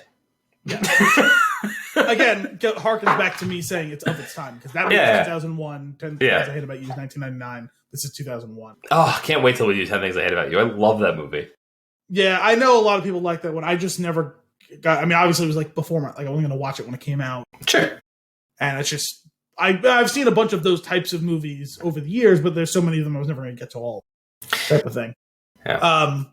What I was doing some digging when I was trying to find out this whole thing, where I was like, oh, is it the small budget thing? Is it the first time director or first time writer, or like kind of art house? Well, not art house, but like indie type of thing or whatever. And so I found some interesting things. So the director is Brian Helgeland. I'm not entirely sure how it's pronounced. Basinger. So that name was familiar to me. I didn't know what I knew him from, but the name was familiar. So I dug deeper, and he has directed 9 things. This was his second feature film that he directed. Okay. First was Payback in 1999. It was seems like a kind of a B action movie starring Mel Gibson. Then he directed. I think I've seen that. Obviously, I've never heard of it before this. Then he directed A Knight's Tale. Then he directed something called The Order, which I didn't click on and I know nothing about. And then he did a direct-to-video Payback Straight Up, which was a fantastic second Mel Gibson movie. Then he did 42, the Jackie Robinson movie from several years ago. I was like, oh, that's a kind of a big step up. And then he did Legend, which we did, the Tom Hardy twins movie. Huh. And then he has 2 other things that are pre-production, The Finest Kind and Buttonman, The Killing Game. But he has a bigger history of writing things. Okay. So there was a couple of random like TV show things that he did. Then he wrote the screenplay for Assassins. Then he wrote the screenplay for LA Confidential in 1997, which won a fucking Oscar for the screenplay. Then he wrote The Postman. He wrote Payback, which he directed. Wait, didn't The Postman not win for writing? Did it? Script? I don't know. I thought The Postman was up for something. Well, it may have been nominated, but it may not have won. Okay. Oh, I doubt it, because it has a 29 Metascore. Oh, maybe not. Oh, wait, no. 7 wins and nominations. Let's see what we have here. No, the Academy of Science Fiction, Fantasy, and Horror Films.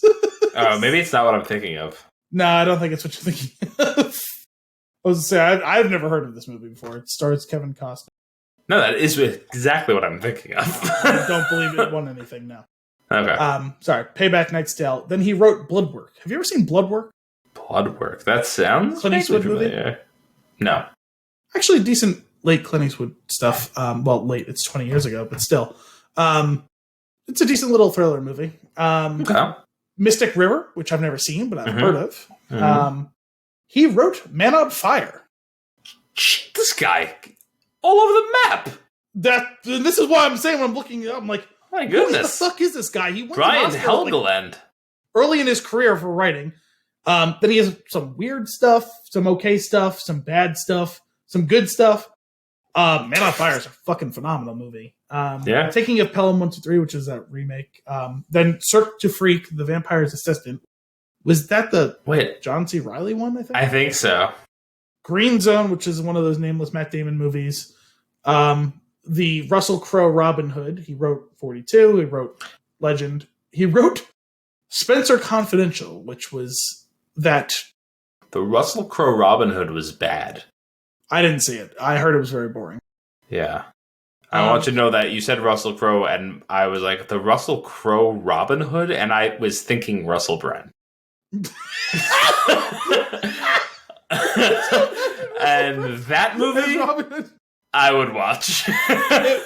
It would have to be like a Johnny Depp-esque version of Robin Hood Men in Tights, right? Yeah, 100%. Yeah, that's what I'm picturing. Directed by Tim Burton? Maybe. So then he wrote Spencer Confidential last year, which was not a very good movie. I saw it. It's apparently a remake of an 80s show. Okay. Spencer for Hire, I think, which was a series of books. So anyway, super weird. Yeah, he's all over. Career for this guy. There's definitely been some unquestionably really good, but there's been some bad. I would call him wildly inconsistent on account of I've seen a number of those things, and I don't think would have ever guessed they were written by the same person. No. Knight's Tale, Man on Fire, The Taking of Pelham 1, 2, 3. Cirque du Freak, LA Confidential. No, absolutely not. Legend, he directed that. Directed it or wrote it? Wrote and directed. No, wouldn't have. That was fine. Fine, but I would not have guessed this at all. Yeah, and very different than a lot of the other things.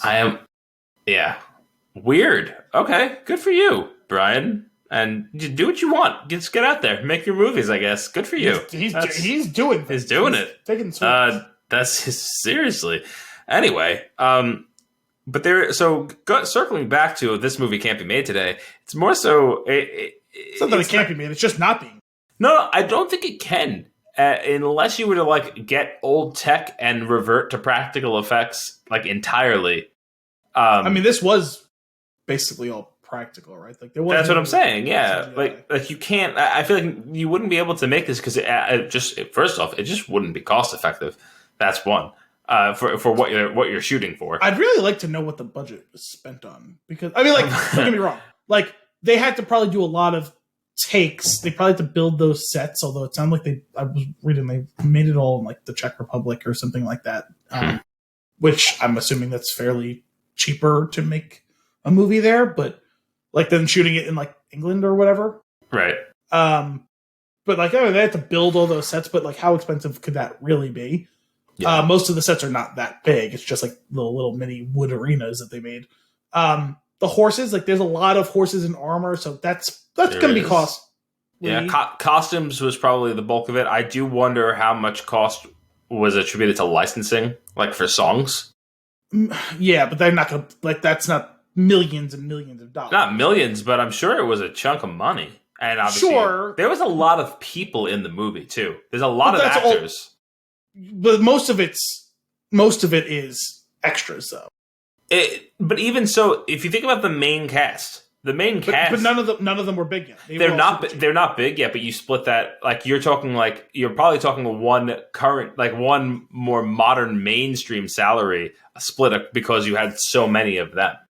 Sure, but that's one. So call cast $15 million.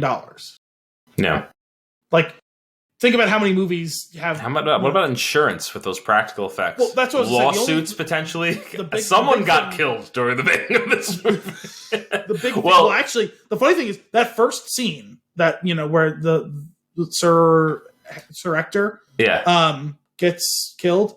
Apparently, that was actually, I think, a scene taken from it was Heath Ledger's stunt double during one of the things. it was an accidental shot that hit him in the head, and they used that for the scene of that was I accidentally clicked on the trivia. I caught a couple of little trivia things. Which oh actually my goodness! Was another cool one, but that was one of them. They used that scene. They're like, oh, this is perfect for the our knight gets fucked up scene. Wow. So there is definitely going to be some expense to staging all of that jousting. Like that would be expensive to the choreography, maintaining the horses and keeping them healthy. Probably like a bunch of horses, right? All the actors and stunt doubles who are like doing the jousting. Like it's going to be probably a bunch of takes for all of those. So like, that's definitely going to be expensive. But I don't know. It just for that time, $65 million. I would have expected there would have been some sort of CGI or whatever to be that sort of cost, considering there's no names in the cast for that time. Sure. Yeah. I don't know. It is interesting. There's definitely, like you said, that whole, the setup is expensive, I would imagine.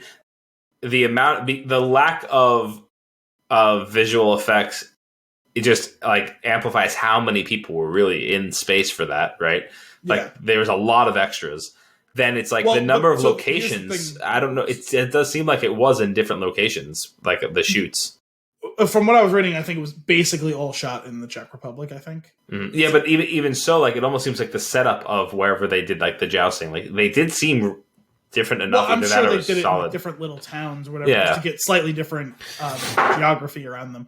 The other little thing in the trivia that I saw that I found entertaining has to do with the fact that it was shot in the Czech Republic, and we're talking about the many actors and actresses, or in this case, extras.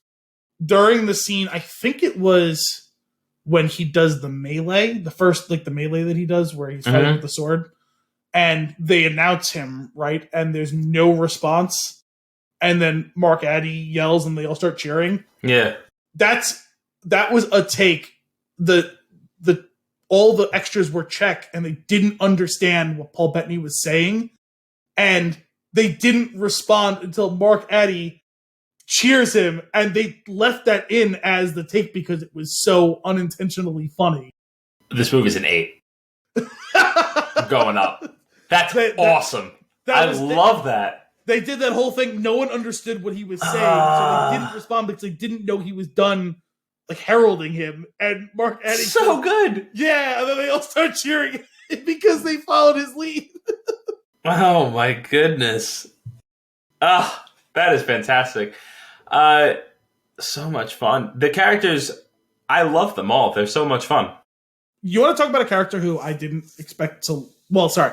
Not that I didn't expect to enjoy. When I first saw him on screen, I was like, this person's familiar. I don't know why they seemed familiar to me. Then I looked it up and I was like, wait, her? And it was Kate. And Kate is played by the actress who played Lydia on Breaking Bad. Yeah. Didn't realize that was her first because, I mean, obviously she was like 10 years younger and also medieval now instead of... Sure. But I hated Lydia so much. Yeah. And I ended up really liking Kate in this movie. And I was like, who'd have thought? Oh, man. So... Yeah, oh my goodness, it's so entertaining. I love the mix-in of modern music, or at the time, modern music, with the medieval vibe. I thought that was great. And just the fact that they all know it, one of the cool things about the movie, like, there's no... It's like, that's weird that they're playing that music. Oh, it goes over this scene well. But they're, like, the characters on screen are hearing that music. That's, I think, what makes it unique and weird. Because I did think it was cool how they stitched together "We Will Rock You" with the medieval people like doing their own version of a chant and clap, and they sync perfectly. But they're not singing that song. Oh, but they are, because the king sings the lyrics. I think just that one little bit, though. It's great, though. Doesn't matter. It's fantastic. And then the fact that they did the horns playing as if that's the guitar, yes. And then they stop and the music stops. Great scene. Yes, I love that. It's just the movie's super charming.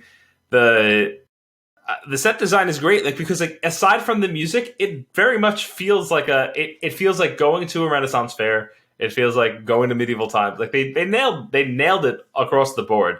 There's no seams except for the music, but that seam is placed there intentionally.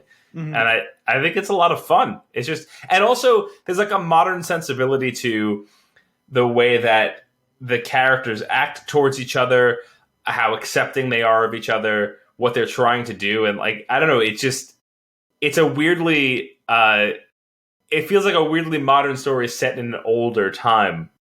And it's just really fun to watch. Well, that part of it, I could actually see what you're getting at with the get over it thing. Like there is some of that kind of feel to it, as far as how they let the story unfold and like the interplay between the characters and the chemistry, because they do end up all having really great chemistry. Yeah, like the main ensemble, which is really good, because really ultimately they all kind of come to love each other, with maybe the exception of Watt and Jeff. They get together at the end. At the very end, but it literally takes until the bitter end for them to finally kind of come to terms, and they're still sticking it to each other. Like, like it feels playful when like Mark Addy, what was his Robin? Was that his name? Roland. I know something. Roland is like needling like Watt or Will. Like that all feels very good natured. Whereas like Watt, like pretty sure he pretty commonly threatened to rape Jeff. Yeah, it was a little uncomfortable. He's gonna gut him. No, he's gonna fong him. Oh, that's right. Kept saying fong. I've never heard that version. But at one point, I think he refers to someone or something's fong hole. And then he threatens the angry mob with fonging them too if they come anywhere near. Yep, that's true. He's all about that. I do love though how like I love the relationship of Watt and Jeffrey. Yes, that Watt and Jeffrey. So I always thought it was Joffrey Chaucer, but I guess it's Jeffrey. Yeah, just like the fact that it, because it is.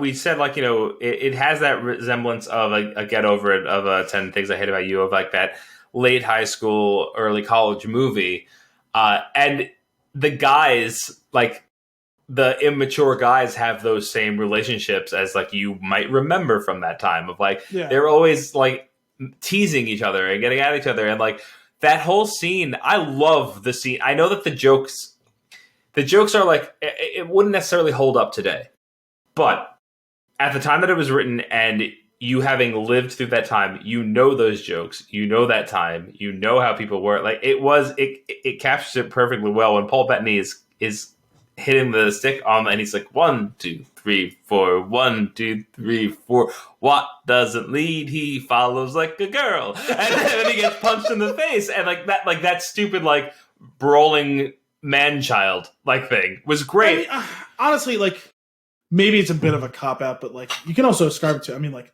for damn sure sensibilities were different back then.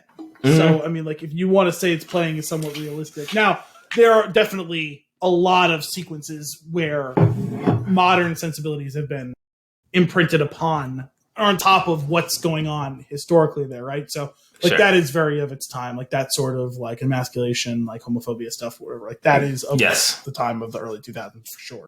Though in this case, it's entertaining. It's not entertaining because of the homophobia stuff. It's entertaining purely just because he's getting under Watt's skin, because he knows he's going to get under Watt's skin, because that wouldn't have gotten under Will's skin. No, not at all. And then probably wouldn't have got under Roland's skin, but it was going to get under Watt's skin. Yeah, and then just to go a step further, and he goes, so 1, 2, 3, 4, 1, 2, 3. You can hit me all day because you punch like a Watt. And they got to Roland, and he goes, a girl. Like just the way that whole like, and the two of them constantly fighting each other, and then for that to all wrap up in the end with Jeffrey saying making one more dig at him, but instead of getting upset, Watt like grabs him and gives him like a little knucklehead thing. It's just so funny. It's like their relationship blossoms over the course of the movie, and it's really funny. From starting the first time that those two characters see each other in the beginning, he's like, if you are lying to us, and the threats that Watt makes him with the knife in his face, it's really funny. But the satisfaction on Roland's face when he finishes the sentence that's what's funny about this scene. Because he's knitting. Oh no, he's sewing he's sewing the tunic. So not the tunic, but the tunic. Alan Tudyk, he's a really good actor. Yes. He's a fantastic voice actor. Yes. He's equally good on screen. The only thing is that's a little obvious. I think he relies on that facial tick a little bit of where he pouts and his lip quivers, because like he did the exact same thing as Steve the Pirate.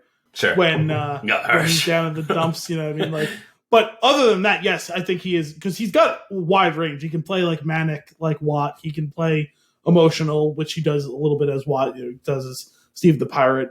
He can do like rambunctious and all that. Like he's got good range. Like, because you can buy him as there's nothing about him that feels tough in any way. And in this, when he's threatening people at times, you know, it's like, oh, I believe he's a psychotic killer. Like, yeah. Although it's funny because then they turn that on its head a little bit during the mob scene where it's just him as a blowhard, right? Because you believe that he believes he'll fight to the death for his friend, but no one's threatened by him in that scene. Now, maybe it's just because it's like there's so many people or whatever, but like it feels like his threats are falling on deaf ears, right? Yeah. Yeah. But then you can buy him being emotional, like when he's, you know, I'm always the one, he says later, you know, I'm always the one who says stand and fight or whatever, but I'm saying today we need to run, right? And like that was like a powerful scene for all of them, for him especially.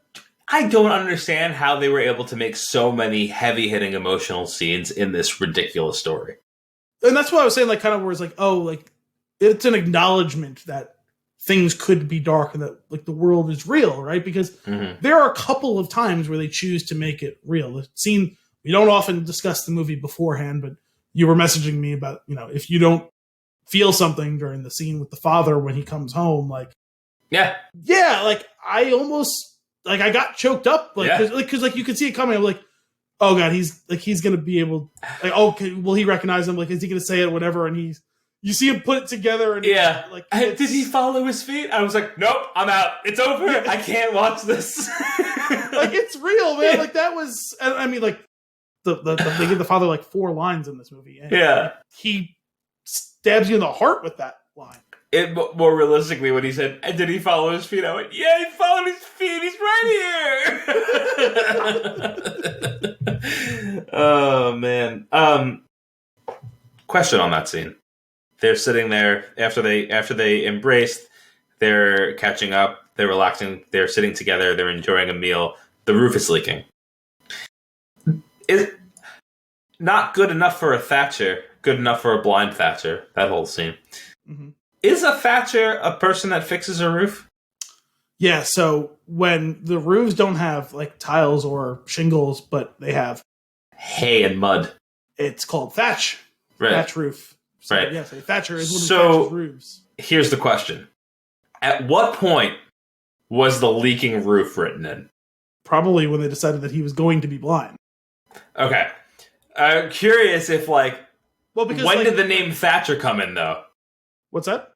Like I'm curious, like, which came first? Was the name Thatcher, and then they were like, oh, let's make the roof leak? Or after the roof leaking scene because his father was blind and couldn't fix it, and then did they piece together that they could make his last name Thatcher and rewrite the rest of the scenes? Here's a little history lesson you may already know, but in case you don't, here's something. What do you got? What do you got? Back then, they didn't really have last names for peasants. Your last name tended to be your job. Right. So, like, today, people you know whose last name is Miller or Thatcher. Or Cooper, or descendants of people who once were Thatchers or Millers or Coopers. Right. So I imagine the name came first because Thatcher would have been a peasant job. It would have been a job. The name came first, and the thing is, and then when they were writing that scene, they were like, "Let's make the roof leak and make a joke." Well, no, because like it's a totally normal thing. Like everyone knows that thatch roofs eventually will leak, and they need to be thatched. So like, so I'm saying I'm sure that the leaky roof came after the time after they decided to make him blind, and it's like, oh, we can have a funny joke because he can't thatch anymore because he's blind and he makes fishnets, I guess. I think so. Yeah, it's a very Thatcher of the egg situation. I'm not sure.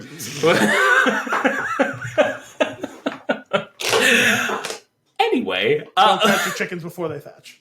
Nice. Oh, that one's better. I like that one. All right, let's do a run through of the movie and stop along the way. shall we? Been enjoying this lately. We've been going after we talk about it for a bit. We've been doing this. I feel like where we go through the movie because it stirs up some thoughts about things along the way. We're introduced to our dead knight, who is what a tremendous way to start the movie. He's already dead. It really is great, and I do love the scene of Roland and William with their arm around each other, talking to them like, "Oh, well, he'll be there in a minute," and in the background, Watt is just kicking and cursing the dead knight. It's just so stupid. But that sets up the entire storyline. And what I love about it is because like also building on like the relationship these characters have. Any one of them that had that ambition could have been the lead of the story. They're all in the same boat. They're all squires. King's too fat for his armor. What? Sorry, that's a season 1 Game of Thrones reference. Mark Addy is King Robert Baratheon. Oh, whoa! That's crazy. Well done. Go fetch the breastplate stretcher. That's fair. He's probably too big for the armor. Anyway, that was just something I thought about. Considering the armor didn't fit Will, which is like a whole part of the storyline. Oh, so good. I can't even move in it. So, they win that first contest. I love the concept that when they win the first joust, that they don't want to show his face because people know what the knight looks like. But the playing into the bent helmet and being like, it's stuck. Like, I can't take it off is fantastic. And then not 15 minutes into this movie, we get a montage. And if there's anything that you've learned from this show, it's I love a good montage, and we got like 3 of them in this movie. that them training in the woods and him missing, like Family Guy missing it, where he missed it. It's like all right, enough. Easier and easier, and he's still missing wildly. And then you just start laughing again to the point where he finally gets the ring when they're pulling him, and he falls into the water. Any minute now, he'll come up. Yeah, because apparently they didn't realize that guys in armor will drown. Yeah. Which also, by the way, I think that scene is the only scene of this movie I've actually seen before this. Not even the whole sequence, but like I remember seeing him riding and trying to hit the dummy that was on with like the spinning bag that smacks him upside the back. It's very slapstick, but I do enjoy that scene. He makes his way. I do love after they've trained. They've got their plan. Sorry, before we get to that though. Just a stupid scene that is perfect for Watt's character, though, is when he says, if you can take the coins, you can have them, and they both immediately attack him. Yeah. And Watt bites him. Yeah, he goes, perfect. Well, you can see how hungry I am.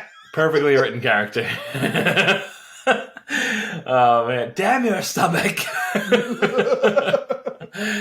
So I do love that, so we're trained, we're ready to go, we're going to walk to the next thing, or we're riding to the next thing, and then they're bickering, but it's kind of playful, the whole I'm gonna ride the horse now, and it's I don't think a knight would let his squire ride the horse. He's not wrong. Which that whole thing was great. And then our introduction to Chaucer, to Paul Bettany's ass. To Paul Bettany's ass, who is just walks on screen, pats the horse, says good morning without skipping a beat, and continues walking. That is great. I love that stupid comedy. I just think that's super silly. Whereas, there's an alternate timeline or alternate universe version of this movie where that character, just keeps going. If this is a Mel Brooks movie, that character is written, walks onto the screen, says hello, keeps going, and we never see him again. And if it's a Kevin Smith movie, that character is George Carlin. He cracks a joke,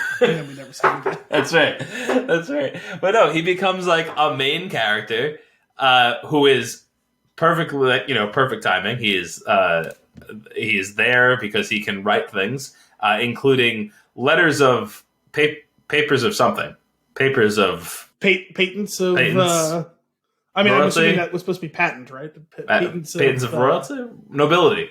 Patents of nobility. So, prove that basically birth certificates, pedigrees and birth certificates and all that. Also, I was totally not expecting them to have a real-life character in this story. Maybe, the King Edward or King Richard or whoever the hell King was. Mm-hmm. I guess in this case it was Edward, right? But I wasn't expecting and we didn't even see King Edward, right? But I was not expecting a real life historical character to come to life. But was he? Was that his actual name? Geoffrey Chaucer, yeah. No, but was that him? Because in that same scene, he also gives a few other names, and he's like, "Oh no, I mean Charlemagne. Oh, I mean," and he gives two, and then Will holds the knife to him. And I don't think we actually ever learn his real name. He did that to make fun of Will because Will comes up with a name off the spot, and he's just calling bullshit on him. Is that what that is? Yeah, because he goes, "I'm Geoffrey Chaucer" or whatever, and he goes, "I'm right" or whatever. He goes, "Who are you?" And he goes, "Oh, I'm Sir Ulrich von Liechtenstein," and then he makes up names for the other two. He goes, "Oh, I'm Charlemagne. I mean, I'm Richard Lionheart." Hey, man, that's a great call. Okay, I never took the scene that way, and I think you're absolutely right. That's great. Okay, cool. So that's so you're right. That is funny. Because immediately after that, he pulls a knife and he says, if you say now that I believe, because he's just calling bullshit on him. It all makes more sense now. I do like that. That's so great because he is the smartest character. Mm-hmm. Which he should be. I mean, he's not really nobility, but he's rubbed elbows with nobility, obviously, as a writer. Right. Writing patents of nobility, right? Like he's basically like a notary public. Yeah. Like he's put like stamps on all sorts of official documentation while trying to get off the ground his career as a writer, right? Right. Oh man, that's funny. So I do love also when he's his herald and he does it like a I guess at the time of filming a modern announcer. the whole Sir Ulrich von Liechtenstein. You know what he is he's basically like the guy's like doing like the hype stuff for like a WWE fight. Yes, 100%. That's exactly what it is. It's great. The one that he does was during the first main tournament when the before he loses to Count Adamar, I think it was, where he gives all of his like titles and his accomplishments. That was I said fuck right before we got started. I was trying to put my name on the protector of Italian virginity. That was what I was trying to put. It was too many characters. I was so mad. What a great accomplishment! The protector of Italian virginity. So silly. That so he gets him. He writes the paper. He gets him in. He wins. Does he win his first joust? He loses. He comes in second place. He loses to Count. He wins the first one with like the whole lead established by Sir Ector, right? And he holds on to win the tournament. He loses that. That's right. Wins the tournament. Then he comes in, wins a bunch of matches, but loses to Adamar at the end of it. Yeah, but he won. He won the melee. So. Right. So I do. We got a little bit of montage action there of like the over the course of the movie of jousting and melee battle and all that stuff, which is great. It's a lot of fun to watch, mixed with some great music. Then we're introduced to actually I think it's before his first joust, right? That we're introduced to the love interest of the film. Yeah, it's when they first show up in town. He's wandering around on the horse and he sees her walking, right? And he follows her into the church, which I actually found hysterical because I realized like, wow, churches were way different back then because I guess they didn't have pews, because that should have probably tipped him off as to the fact that also he rode his horse into the middle of a camp. Yep. So so because he's so taken with Jocelyn, right? I love her defense when she laughs. She's laughing at him, and when the priest is all upset, she's like, "I only laughed to stop me from weeping." And I was like, "This is great." Also, oh God, who cursed me with this beauty? And he goes, "Yes, it is a curse." God works in mysterious ways. So silly. We don't find out her name until later. For that moment on, she is just Foxy Lady. Which is great. Which is great because that's also, she is the way in which we are introduced to Adamar. And the very second he comes onto the screen, I was like, bad guy. Yeah. Yes. He didn't open his mouth. What is his face? I was like, oh, he's got villain face. Yeah, what is that? What is villain face? You're not wrong. He 100% has villain face. And like ultimately, like right when he starts jousting or whatever, like he's in all black, so that's how we know he's the bad guy, right? Sure. And the way we hear him talk, it's obvious he's a condescending asshole. Yeah, there's some clear design language there, but there is funny though. Before any of that though, just his face, I was like, that's the bad guy. Yeah, he does have bad guy face. He does. It's something about it's the scowl. He wasn't even really scowling. I mean, he was as neutral as his face is in the whole movie. Yeah, oh yes, I guess. Yeah, I don't know, man. That whole thing, and his shitty herald, who then tries to copy our the champion's herald. I have a question. Yeah. The end of the movie, because the herald starts weeping and applauding when William beats Adam. Yes. Is he the one who alerted the Crown Prince that the stuff? I want to say yes. Because we don't see that. It happens off screen, but when Adamar is talking shit to him when he's getting arrested, they cut to the herald. He doesn't say anything. He just looks incredibly perplexed. And I think he finally was fed up with Adamar. I think said, so, you know too. what? Fuck this coward. We're going to arrest this guy because he can't beat him. And I'm calling the prince. Turns out this movie's deeper than we thought. I'm 99% sure that must be what happened. I think that Harold found his steal as the story went along, and he's genuinely happy to see him win at the end, which is kind of a cool way. For a character there's no character development for it, to actually somehow have character development behind the scenes. Yeah, you're right. I didn't think about that, but I think you are right. That is also, that's another great scene. The knighting scene is another one. If you don't get choked up a little bit, you're dead inside. Well, when we're talking about not just like design language and like the visual language of like movies or whatever, you tend to hold things against certain actors and actresses, right? Or, for the good and the bad. And when he gets to the joust and he faces, what was his name? Supposed to be like Sir Corville or something like that, Sir Colville or something. And he comes up to him as they're getting ready to reset for their next tilt, right? And he says, "I'm terribly wounded. I'm done. But my honor, I've never not finished. Would you permit me to finish and then I'll withdraw? You've bested me." And he opens half of the mask. Now I recognize the voice immediately, but he opens the mask and you see him. I'm like, that's James Purefoy.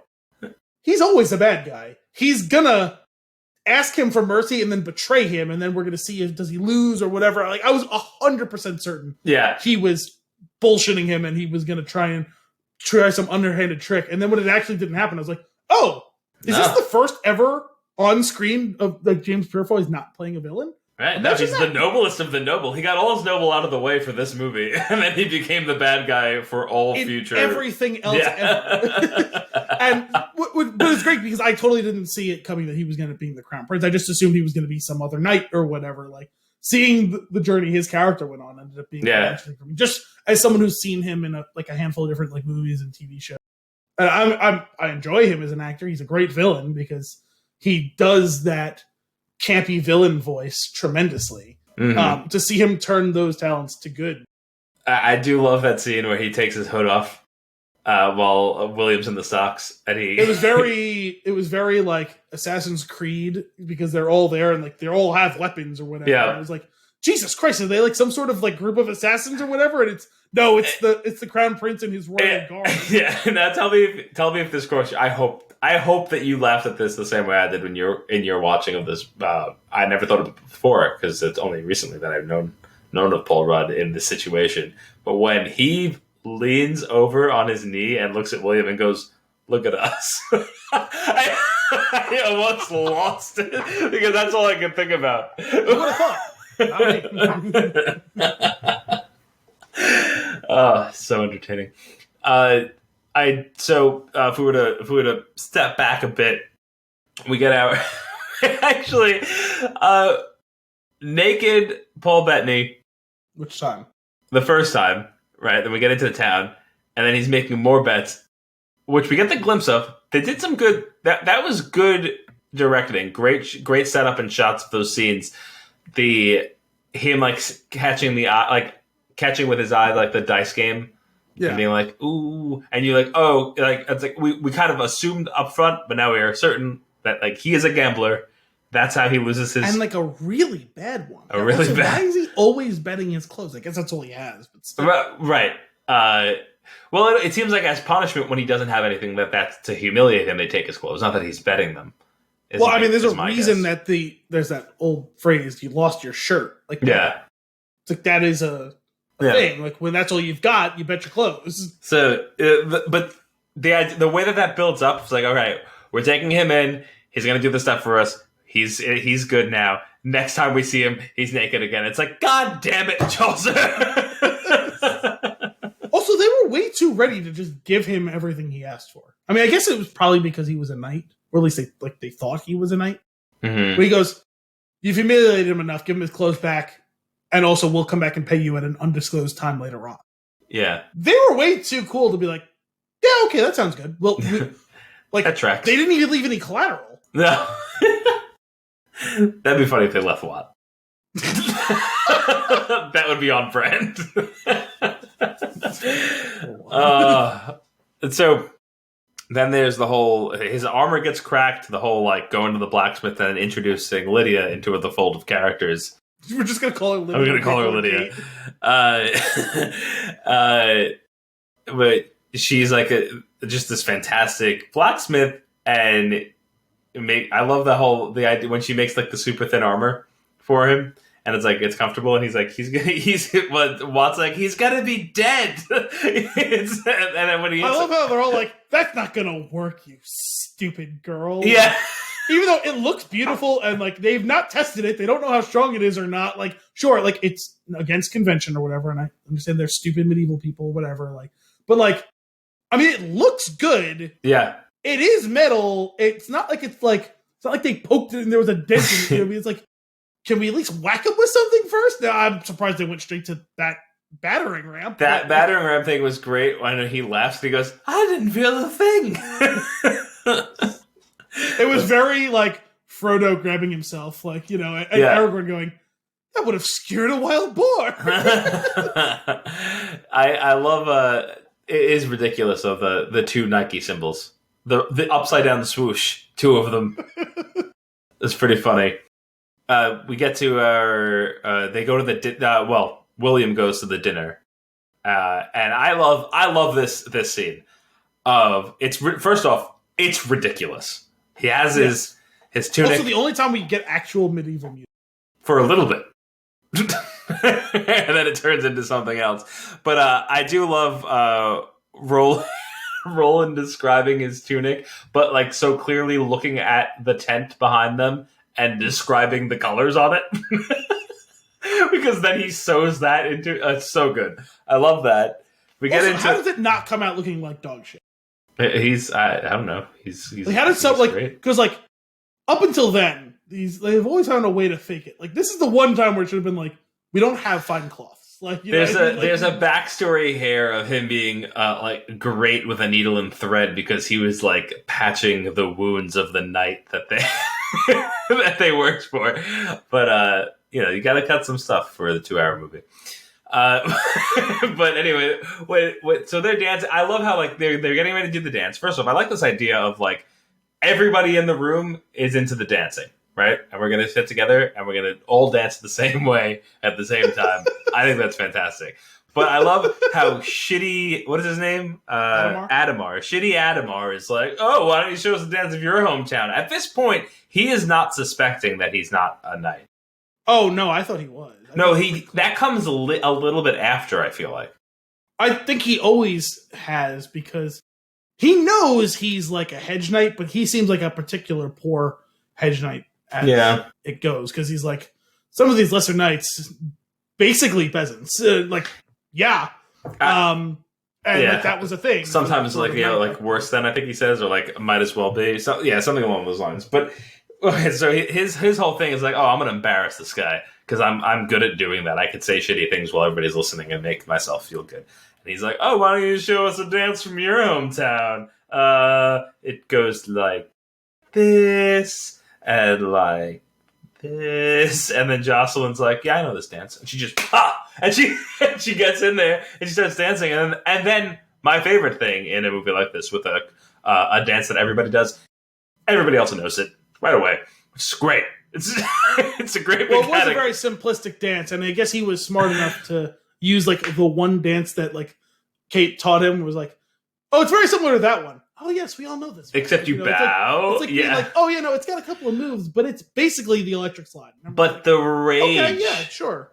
The rage on Adamar's face when his plan is foiled is chef's kiss. I'm so happy when he storms out of there. I'm like, suck it, Adamar. I hate you. Because he is the douchiest of the douches. If Watt was on like the outer walls of like the banquet, like which was like they would let like the people like in waiting or like their squires or whatever. You don't get to come near the main table. You don't need to come near the downsole. You're on like the lower tables, or whatever. I could totally have seen him being like, suck it. Yeah, like, yeah, storming definitely. Off, and he turns and looks and like he's like, yeah, but right after he says that, he'd be like, ooh, a pie. He'd eat it. Garsh, Steve. Garsh, Peter. Oh my goodness. So we have some fun dancing. They're all getting along. Then they're not getting along because movies. And then that was the one thing is as the transition in those acts there was a couple of fights that they get into, specifically the will centric fights that felt a little hollow. They didn't really feel too sincere. Mm-hmm. It's not the end. No, it's fine. It redeems itself with some good humor that follows it. Like the whole they're fighting and I'm gonna win this for you. And she's like, ugh. No, that one was okay. Some of the other ones were a little bit like put upon. Yeah. That one was okay. Like, I mean, well, the first one's a little weird because he's like, you would think that even though he's frustrated when he sees her, it would be in character for him to have to forget about his frustrations.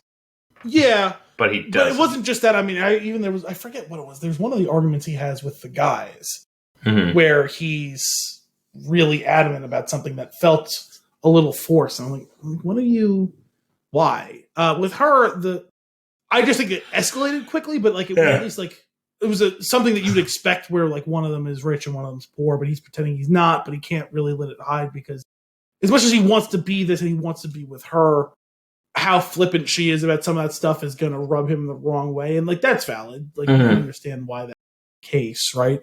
And the whole thing where she says to lose, like, that was fucked up, honestly. Like, oh, the only way you can prove you love me is to lose. Why? Based on what? What are we doing here? Exactly? Yeah, but that made for some great comedy in the whole setup of the only way to prove it is you have to lose. Then prior to that, though, you have the scene of the rest of the squires betting on the game, betting on the joust. Hang on a second, because that was the funny thing was I watched this Monday and Tuesday night. Like, I basically split it almost dead in the middle. And so I think the last scene I actually watched was them making the bet. He's blood. He's pissed. I'll see you in the list. I couldn't believe he had his own song, which was pretty great. But what is it? He's cute. He's funny. He makes me lots of money. Gilderland, Gilderland, Gilderland. Did her telling him to lose happen before or after the bet? After. Okay, so I watched the scene where they're making the bet. Yeah. Then I watched the scene where she tells him to lose. And then I think I cut it and went to bed. And then I started up from the next thing. So I totally forgot about the bet part of it when he says he's going to lose. I'm just thinking, if we want to keep this meteoric rise where he's eventually going to be able to legitimately challenge Adamar and get the acclaim and try and legitimize himself and all that, you know, okay, it's going to be tough to do that if he throws a match or whatever. Totally forgot until Watt starts freaking out about the bet thing, and I started cracking up because I was like, oh my God. And it's great because this is where it starts to turn for Kate, where like I legitimately started to like really like the character. Like, there's a reason to, because she goes, well, it is pretty romantic. Yeah. And Roland, you can see, is like torn between the two, where it's like he can appreciate the macro of why he's going to will, while also not wanting to lose the money. Right. Where it's like Kate is kind of basically just like, nah, like this is some storybook shit. Like this is cool. And Watt's totally inconsolable. We're gonna lose the money. Yeah. Oh my goodness, it's so fun. I do love that when Will's up there on the horse and he's not moving. Like, what are you doing? Losing.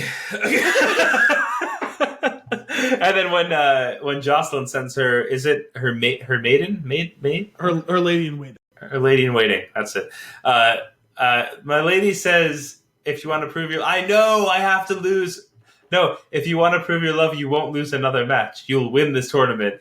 And the rage, it's Madeline Kahn. Flames on the side of her face. And then he channels all of that energy into the tip of the joust and completely destroys his opponent. Which I don't think they made a big enough deal about the fact that he knocked a handful of those guys off their horses. Like, I think it would have been a cool, like, I think we do see it once or twice, but I think it would have been cool if each progressive tournament, all of them now by the end of it are on their own horse, because he's earned, because that was the whole that would have been cool. Someone get their horse, right? Like, where it starts with he's got a horse, and then, now they have a horse that's carrying the packs or whatever, and by the end of it, they're riding into town, all 5 of them on horses, like that's really good background storytelling, I think. Like, I thought it was like, I mean, it's such a small thing, but it just feels like a little bit of a missed opportunity. Oh, I agree. That would have been fun. We did miss a bit in between their fights, which was the one of their earlier, like, small fights. But when they write the letter as a group, they write the letter, and it's like, that is really sweet. Because I thought they were writing a series of letters. I didn't realize it was all one letter. Yeah. They keep cutting to Watt, and she's reading it. I thought, like, Watt was ferrying letters back and forth. I didn't realize this was all in service of writing one letter. And did she give you a token? Come on, she gave you a token. And then Watt kisses him, and he goes, he pauses for a second, and he goes, yes! Oh my gosh, it's so funny. Then we go home. Although he almost dug his own grave, right? Because when she does finally see him, she goes, I demand poetry. I demand poetry. He just goes, your breasts. Yeah. They're below your throat. Oh my god. We go to England. How long? And then we get that very dark, like, let me set the stage. It's dark, add fog, and creepy man pulling the boat on a chain.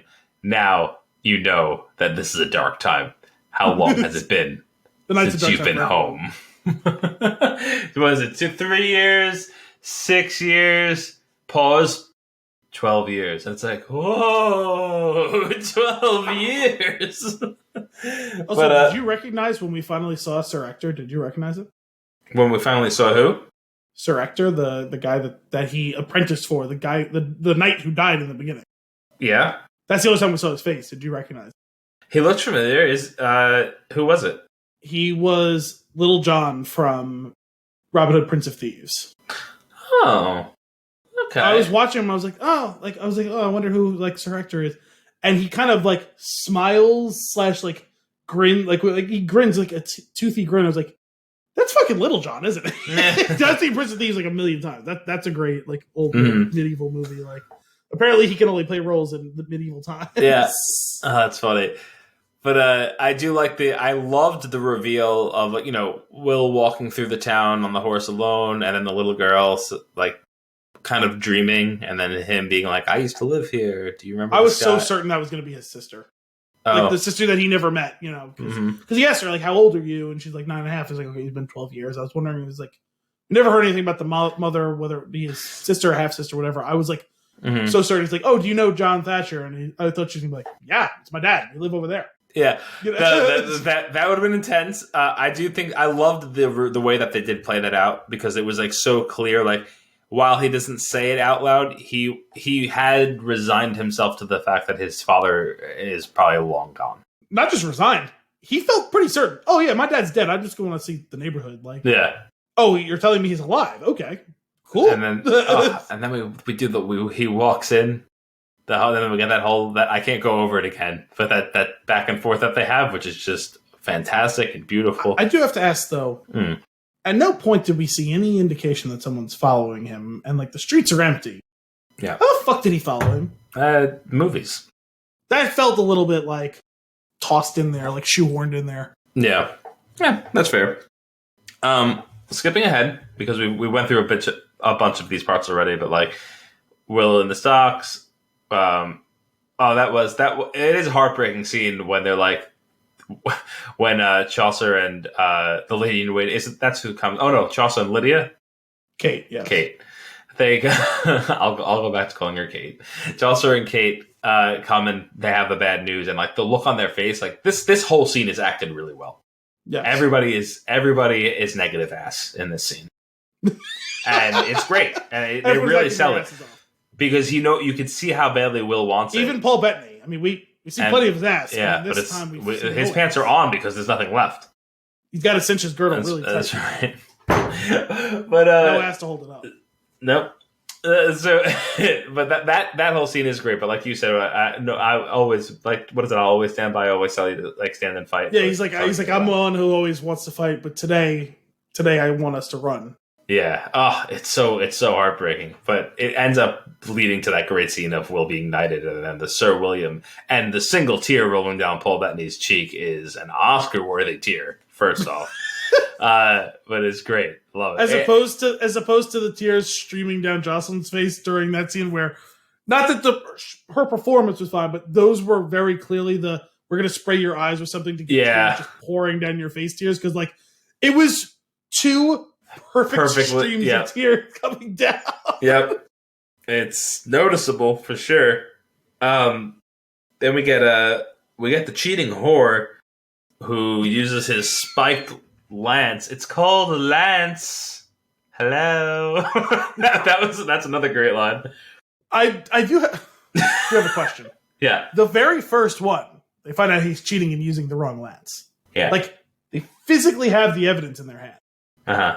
Would that not have been excuse me, Prince, I know we already used our favor, but like he tried to kill me. Like this is not a tournament. It's like disqualification. Like do I maybe get one turn through the list with the real lance to make things even? Like, how do we want to tackle? Like, it's not like it's like, I think he maybe... No, like, they all know for a fact that he is cheating. Mm-hmm. Oh, how about that scene prior to that, maybe the last time Will is riding, how would you beat him? With a stick while he sleeps. That was great. That's like, boo! But on a horse, can't be done. Because he follows up, yeah. Oh, you mean in the list, though? No. That's so good. The third round or the second round, whatever it is, the choice that we make to take his armor off, that's the this is a bit much moment. Yes. Right. Well, because like, okay, fine. His arm is fucked up. We're gonna take the van brace off and we're gonna cinch the thing to his arm, and he's gonna wear it like Merle wore that knife. That's right. Arm and walking. Fair enough. But he's not going to wear the armor, like, or a helmet. Like, not even the helmet. Right. Also, when this joust collides with Adamar, it's going to do 0 damage to Will's shoulder. None whatsoever. Because he's barely holding. He cinch it to his arm. Anyway, that was stupid. I did like that they do that. I don't know what that is that they're doing exactly, where like is that weird perspective thing where like it's supposed to look like he's laying on the ground, but he's floating, hovering above the ground. Yeah, that was weird. I have a note on that where I was like, I don't really understand what's happening here. I've seen that scene in other things. Yeah, I don't know what that is exactly. It is kind of a cool thing because it's supposed to take you out of time and space to make you realize that it's not really happening. Obviously, but I do love that in his outer body experience, the shittiness of his character is inside of his head, and he knows it. I love that. That's great. Well, sequence. It's the moment of clarity, like life flashing before your eyes, right? Where it's great how each of them gets to say a part of the line to him, and he's like, "Fuck these fuckers." In that scene though, so there's something. In the movie it's over the top. There's ridiculousness all over the place. It's fine. I love it. But the only thing that I thought was that I kind of chuckled at, that was a little bit immersion breaking, that was really funny to me, was in that scene, Will destroys him with the lance. He goes flying, and then when they're showing the slow motion and Adamar is hitting the ground, his lance hits the ground too. And is so clearly rubber, and it like wobbles a lot. And I'm like, rubber lance. It's just like no one was in danger the whole time. It's fine. I didn't notice, but I mean that's not surprising. No, of course not. Because I'm pretty sure they actually jousted for the movie. Yeah. I did actually really like that little bit of storytelling, both from like learning about the sport and a window into Will's character and a window into Adamar's character. When he explains, when he says, "Oh, no technique, but he's incredibly brave," and she seizes on that and asks, "What do you mean he's brave?" And he explains the differentiation between someone who knows that they need to lift their head and him who strikes true because he's totally fearless. Also, probably because he's stupid and doesn't know better, right? Yeah. But because he's fearless. Like that whole conversation early on in the movie was what I thought really great. Yeah, that's awesome. That's great. It's a level of depth that this movie doesn't necessarily deserve, but it makes it so much better. Yes. And I really love it. It's so much fun to watch. It's a super entertaining flick. Yeah, I really enjoyed it. I'm surprised. I don't know why it just never called out to me in any way. Like I said, it's like part of that one little scene, and I was like, "Oh, that's cool." And like, didn't think about it again. Like I just like it didn't make me want to sit down and watch it. I think maybe part of it was I assumed it was later in the movie than it was. If I knew it was like 8 minutes into the movie, maybe I would have sat around and watched it then. It's a good movie. I really enjoyed it. Yeah, I'm glad. I'm happy you enjoyed it. Anything else? No, I think I'm good. Me too. Well, that's all for this week's episode of Flix and a Six. We hope you enjoyed it. As always, if you have a movie for us to review or nuggets for us to discuss, you can send those requests to flixandasix@thespintune.com or tweet us @thespintune. Tune in next week for more movie and beer goodness. Until then, I'm Anthony Costanzo. I'm Al Bielsi. Thanks for coming out.